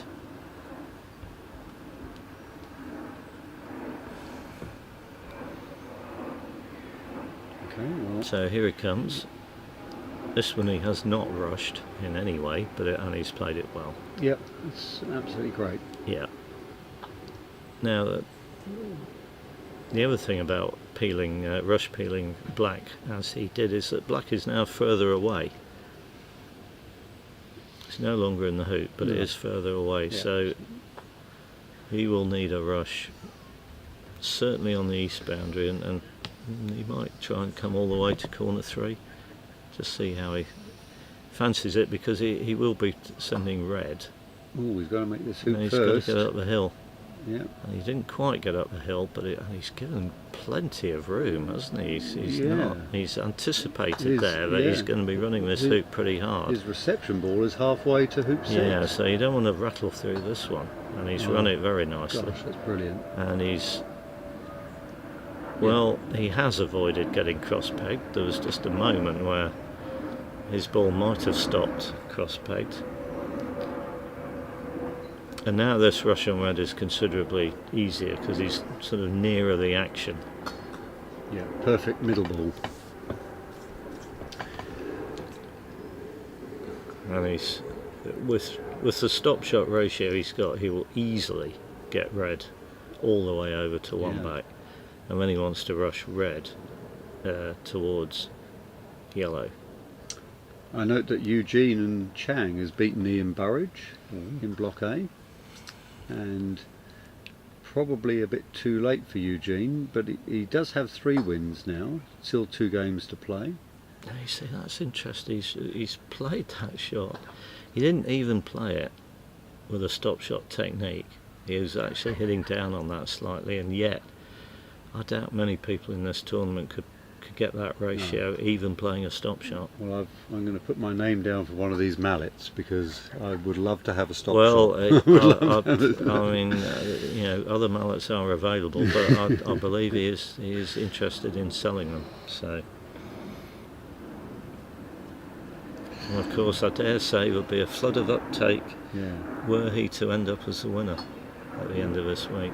Well, it's certainly a good advert for it. I mean, It's gone down the hill again. Those stop shots we've gone seen. down the hill. Yeah, I don't think Eugene's out of that actually, because he's got Nick Parrish to play still, and Ben Rothman, so he could get himself on to 5 wins. He would, he'd have a shot then. Yeah, how much? What's he doing with yellow here? Because if you imagine he's going to come through and he will hit black as the reception ball, so he'll be peeling black and getting a rush on yellow to the north boundary. And he still looks like he's got a plane to catch, but these last few I like that strokes. phrase. It looks like he's got a plane to catch. These last few strokes have been fairly straightforward, so now he's doing a peel. He's making sure this is lined up. Although it's very close, so it should be pretty easy. And he hasn't actually tried to peel that. He's just tried to jaws He'll it. be happy with that. Yeah, jawsing there is way better than peeling it by half an inch. So, Keith, Malcolm, Robert's brother, has just told us that the fastest TP was done by Robert at just under 4.5 minutes. Right. With James Death at just over 4.5 minutes. Oh, somebody quicker than James Death. That's impressive.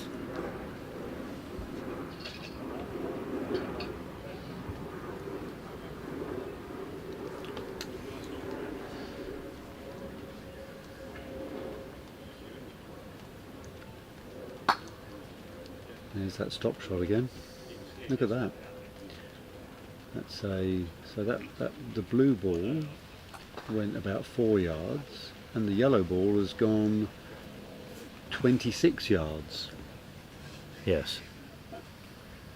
And I expect he could do a better ratio than that, having seen some of his other stop shots. While I was away, did we mention the Essex Christian Carter result? No, I don't think so. Yeah, so Matthew Essex beat Christian 26 TP to 9. So that's the end of Christian. I think then. Christian's done, I'm afraid. Yeah. I believe so. I believe that's so. Bit of a shock, that second seed. Second seed in the group. Yeah. 2 wins. It happens to the best of them. Well, he told me that his general play was okay, but he just couldn't hit in this week. Yeah, it's kind of And handy. Mark. Now look at this. Out. Look at this. Good result. Robbie's going to easily send this to 3 back and stay north of black. Again, let's see if we get any hill on red coming down this line. Yeah, that's but he sent it well to the west. Oh, the blue only went 2 yards. Yes, exactly. Yeah, wow. Exactly. Right. Well, obviously Malcolm is on the line, so he can take my order. He can take my order. All cards are accepted. Yeah, Right, very no, interesting. hello. We're committing ourselves to having a go at this peel, why not? Well, I suppose the one why not is you don't want to miss the hoop. We'll see how good a roll he's got. We know he's got a good stop shot. How's the roll looking? Yeah, there's plenty of move and he has missed a hoop. Pulled, isn't it? That's, yeah. You see, it's good if you hit the hoop, brilliant if you peel it, but missing it, would you rather have black there or would you rather have black 2 yards north? North, yeah. Yeah. So, kind of Anyway. But presumably can knock it back up north Yeah. after this hoop, can't Well, he? he can, but it's just not as nice. I got the impression from Chris Clark when he was here that kind of being a little bit patient and just getting good position so you can peel going to 3 back is. Well, there's no Like that. hurry. There's no hurry. Setting up the position to peel before 3 back, would have been fine. Anyway, he had a go at the peel. We'll see how he copes with this. Right, sunshine again. Yeah, I Yep, expect after a sprinkling of rain. Yellow's coming all the way to 4 back, and he's held easily for a rush. Another stop shot. Yes. Yeah. And that's I mean, that's a look, very how- good shot. And he's actually Oh, he's actually played that rush before Yellow had stopped moving. Yellow So, was pretty darn yeah. good pioneer as well. Yeah. Look at Yellow. It's a yard directly in front of 4 back.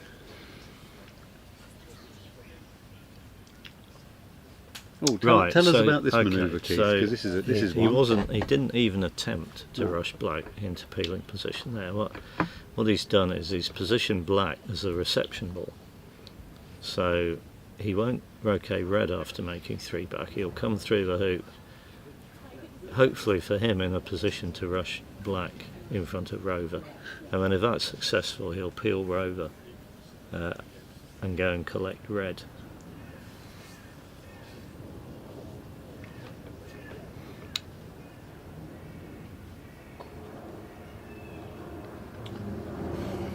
So the red effectively becomes an escape ball. That's amazing. I was looking at that thinking, well, red will definitely be south of black. In fact, it will probably be somewhere still around the hoop. And he's played a stop shot there that's actually got red, I think, north of black. It's not actually in a brilliant position because he's going to be, if this rush go works, he'll be peeling going to red. He's hit Well, he's that too overcooked that, hard, hasn't he? Yeah. and down the Yeah. wrong line. Yeah. So just a little bit ragged, dare I say. I mean, I'll probably get slaughtered by the Australian audience for saying that, but I'm sure he'll finish. Could you explain to us what a wily peel is? I could do, but we've kind of the moment's passed, Okay, unfortunately, right. because it was a different method for dealing with the situation where, as happened here, the 4-pack peel jawsed after hoop 3 rather than going cleanly through. Well, we'll wait for that moment in a later game. Hopefully we'll get it in another game. I think we covered it one of the other days actually, but anyway, here we are where we are.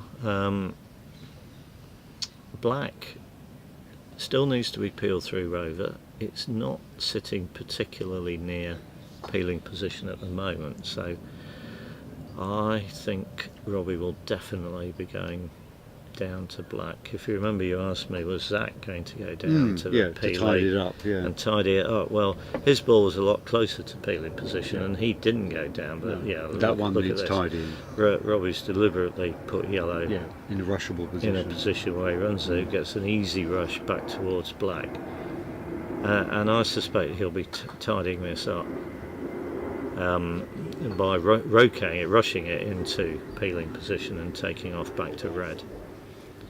still need to be. I mean, there are things you don't want to get wrong here. I mean, if you rush black a little bit too far, say west of the centre line, then you could find you've got the peg in the way. Now, Keith, with this amazing stop-shop machine that Robbie has in his hands, does it though affect your ability to do rolls, or are they unimpeded? I would have said it potentially would, because one of the things that helps people roll is a bit of weight in the head. Yeah. So you need to be quite strong then to do big rolls with a mallet like this. Yeah, maybe why that's why I read an article. Obviously, it's we don't know how accurate articles are, but it was an interview with Robbie, and he said in the article, if memory serves, that he was going to the gym 3 days a week, right, as well as practicing every day. Okay, his croquet. So, and I assume that's in preparation for this event. Yep. Which suggests somebody who means business. Yeah. He's not come here to come second. And he is a previous winner. He's a previous winner, which is one of the another answer we've chucked out to our question from Saturday. Who are the 8 people who have won an AC World Championship? Okay. Did you get good replies? Well, I haven't seen any replies. People might be vigorously tapping away, but we're not constantly in touch with the, I love the chat. Look at these balls. They're absolutely textbook formation, aren't they? Yes. Yes, they are. I mean, you could have yellow a bit closer to black if you wanted. Particularly if you thought, well, I'm definitely going to get a forward rush from Penalt, but here he's absolutely fine. Now, you can play if you know you're doing an Irish peel. It is actually, the percentages are such that it's slightly better to have 2 side balls rather than a side ball and a deep ball. Really, if you know you're going to be doing a tight because Irish, you're very unlikely to need to be jumping. Yep. Okay. Yep. And the only point of having the deep ball is to have something to something to hit it once you've jumped to the south boundary. Yeah, that makes sense. So he's put red. It's kind of Chris would describe it. It's neither one nor the other. I mean, it is obviously to the side, but it's quite deep as well. Yellow will be much closer to the hoop.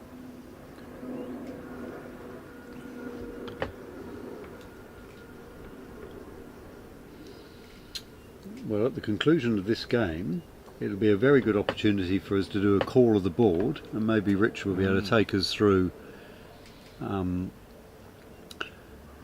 So we did get a message from the media hut that they'll terminate the session, but if it was possible for us to do a little call of the board, that would be nice. I'll go and negotiate that. Right, so he's rushed straight in front perfectly. He's just checking the lining up. We did mention this before. You make sure you look down the sides of the balls. If you look down the right hand side, that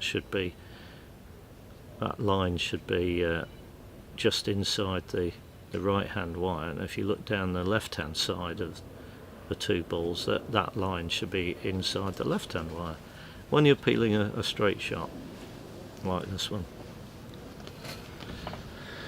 So what we're going to do at the conclusion of this game is we're going to terminate this session, and then we're going to start a new session where we start the session with a bit of a run through with everything. Okay. So that's through, is it? He's fine. He's absolutely fine, but it looked a bit dodgy from here, didn't it? Well, yellow was very well placed because you can get in a position where, because he ran the hoop in that shot, so for the first time in this game, Archibald must be thinking, I might be in a bit of trouble here. I think he's getting ready to shake hands. Peeling turn in every single win. he's been. Be careful. He here, didn't isn't want to hang about in this game, Robbie. Yeah, absolutely clinical. So, yes, Yes, In fact, he had that. in He had fact- that messing about with the failed Well, I was Rover going to peel say going to two back, the but he recovered brilliantly from that. the longest passage of play in this game was the referee resetting the hoop. Yeah, I was away from the comms box, but I did see a bit of digging and yeah. took a excavating while. going on. So this is going to be 8 wins out of 8 for Robbie. Peeling turning every single Feeling one. turn every single 2 time. TPOs, 6 TPs. Yeah, very good. You could say that's indicative of decent Yeah. form. Oh yeah, there's some momentum there, isn't there? He shows promise. All right, well, I'm we're going to sure. wrap up this session, and then we will start a new one, and we'll start with a bit of a call of the board and talk about what possibilities there are in each block. And then the game I think that will be on here next is the game featuring Mad Essex. Yeah, Matthew Yeah. Essex against Dave Druitt from Canada. It's going to be some tight games. So we're presumably